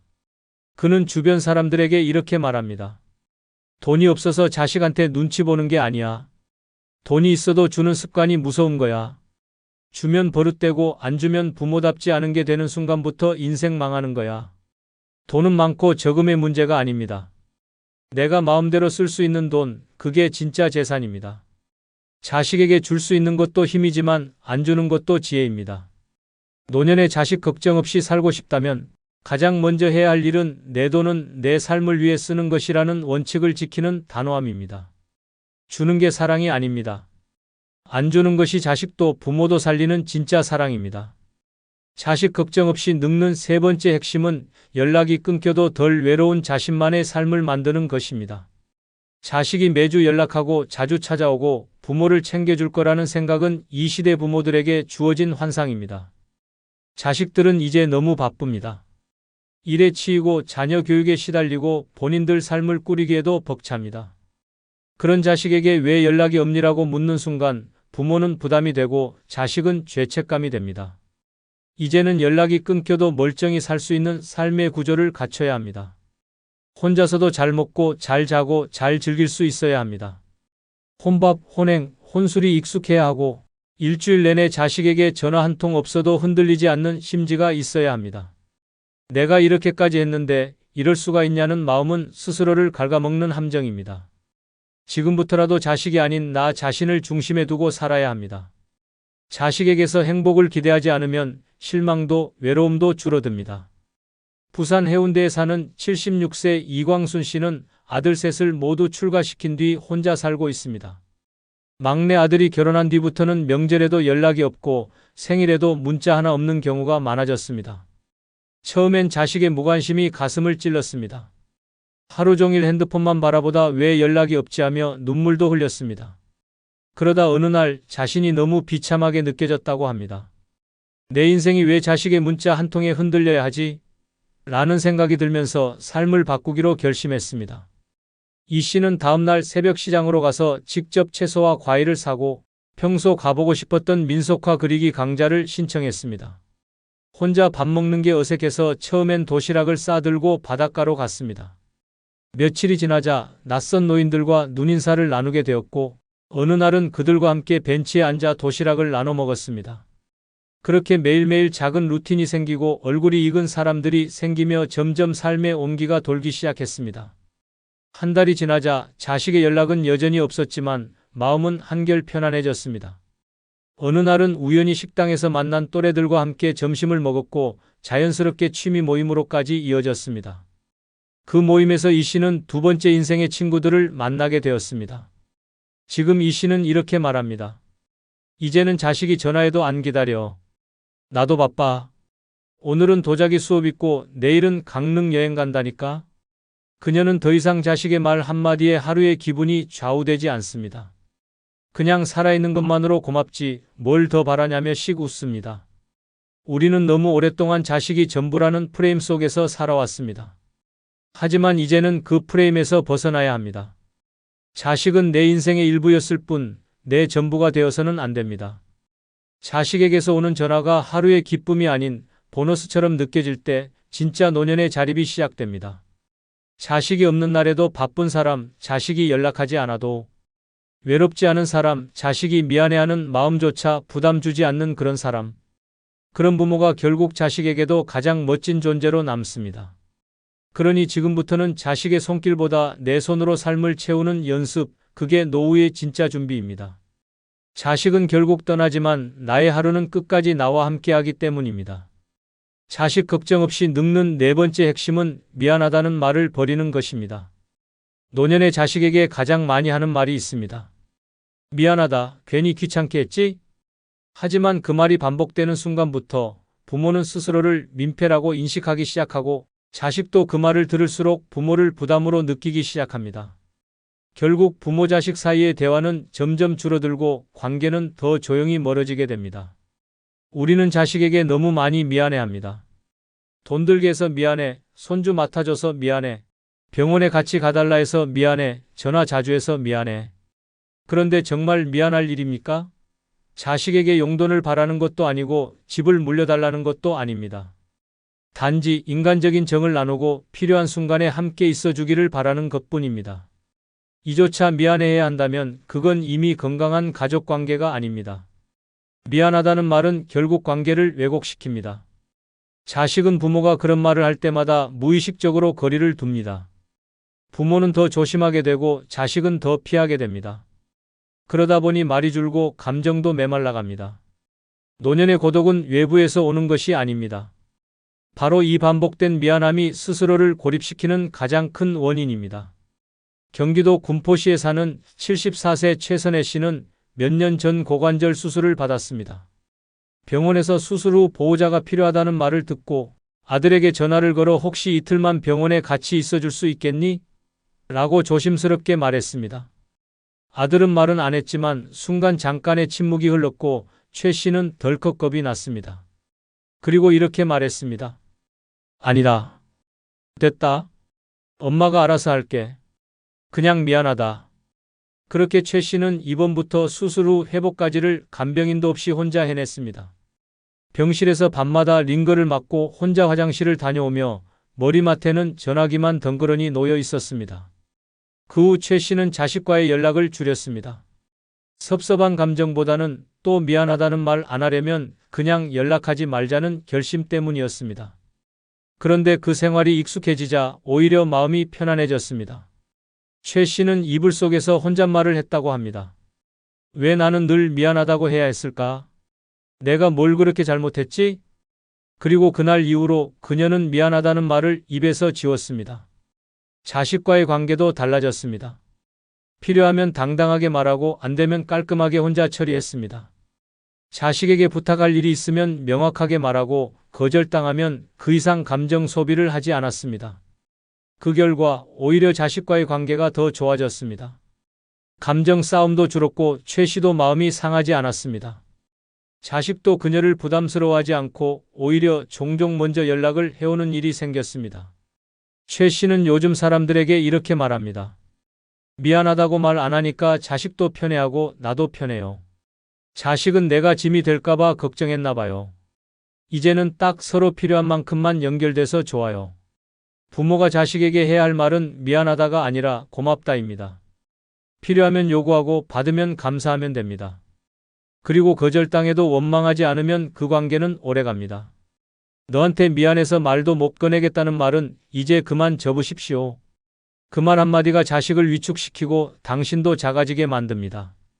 노년의 품위는 미안함이 아니라 당당함에서 나옵니다. 자식에게 너무 많이 미안해하는 순간 부모는 스스로 존재를 지워갑니다. 그리고 기억하십시오. 부모는 자식에게 짐이 아닙니다. 그저 삶의 선배일 뿐입니다. 그러니 이제는 죄인처럼 굴지 마세요. 당신은 미안할 일이 없습니다. 당신은 부모입니다. 자식 걱정 없이 늙는 5번째 핵심은 내 삶의 중심을 다시 내 쪽으로 되돌려 놓는 것입니다. 자식이 결혼하고 독립하고 아이 낳고 바빠지는 건 당연한 흐름입니다. 그런데 많은 부모들은 자식이 물리적으로 멀어진 뒤에도 여전히 정신적으로 그들 곁을 맴돕니다. 지금 애들은 뭐하고 있을까? 밥은 잘 챙겨 먹나? 애 키우느라 힘들 텐데. 이렇게 생각만 해도 하루가 다 갑니다.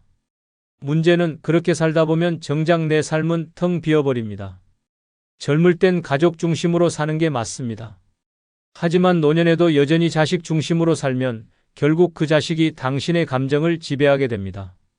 자식이 기쁘면 웃고 자식이 힘들면 같이 울고 자식이 무시하면 스스로를 깎아내리며 자책하게 됩니다. 결국 내 인생의 핸들이 자식 손에 쥐어진 셈입니다. 이제는 그 핸들을 다시 가져와야 합니다. 지금까지는 누구 엄마, 누구 아빠로 살아왔다면 앞으로는 나 자신으로 살아야 할 시간입니다. 내가 좋아하는 걸 하고 내가 원하는 곳에 가고 내가 만나고 싶은 사람과 어울리며 살아야 합니다. 대구 수성구에 사는 78세 윤필남 씨는 자식들에게 모든 것을 바쳤습니다. 큰딸은 해외 유학까지 보냈고 작은 아들은 결혼자금에 전세보증금까지 내줬습니다. 본인은 단칸방에서 살면서도 애들만 잘 되면 됐다는 말을 입에 달고 살았습니다. 그런데 자식들이 결혼한 후 윤 씨의 삶은 달라졌습니다.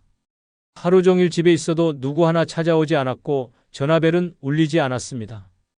윤 씨는 뉴스만 반복해서 보고 냉장고에서 찬밥을 꺼내 혼자 식사를 했습니다.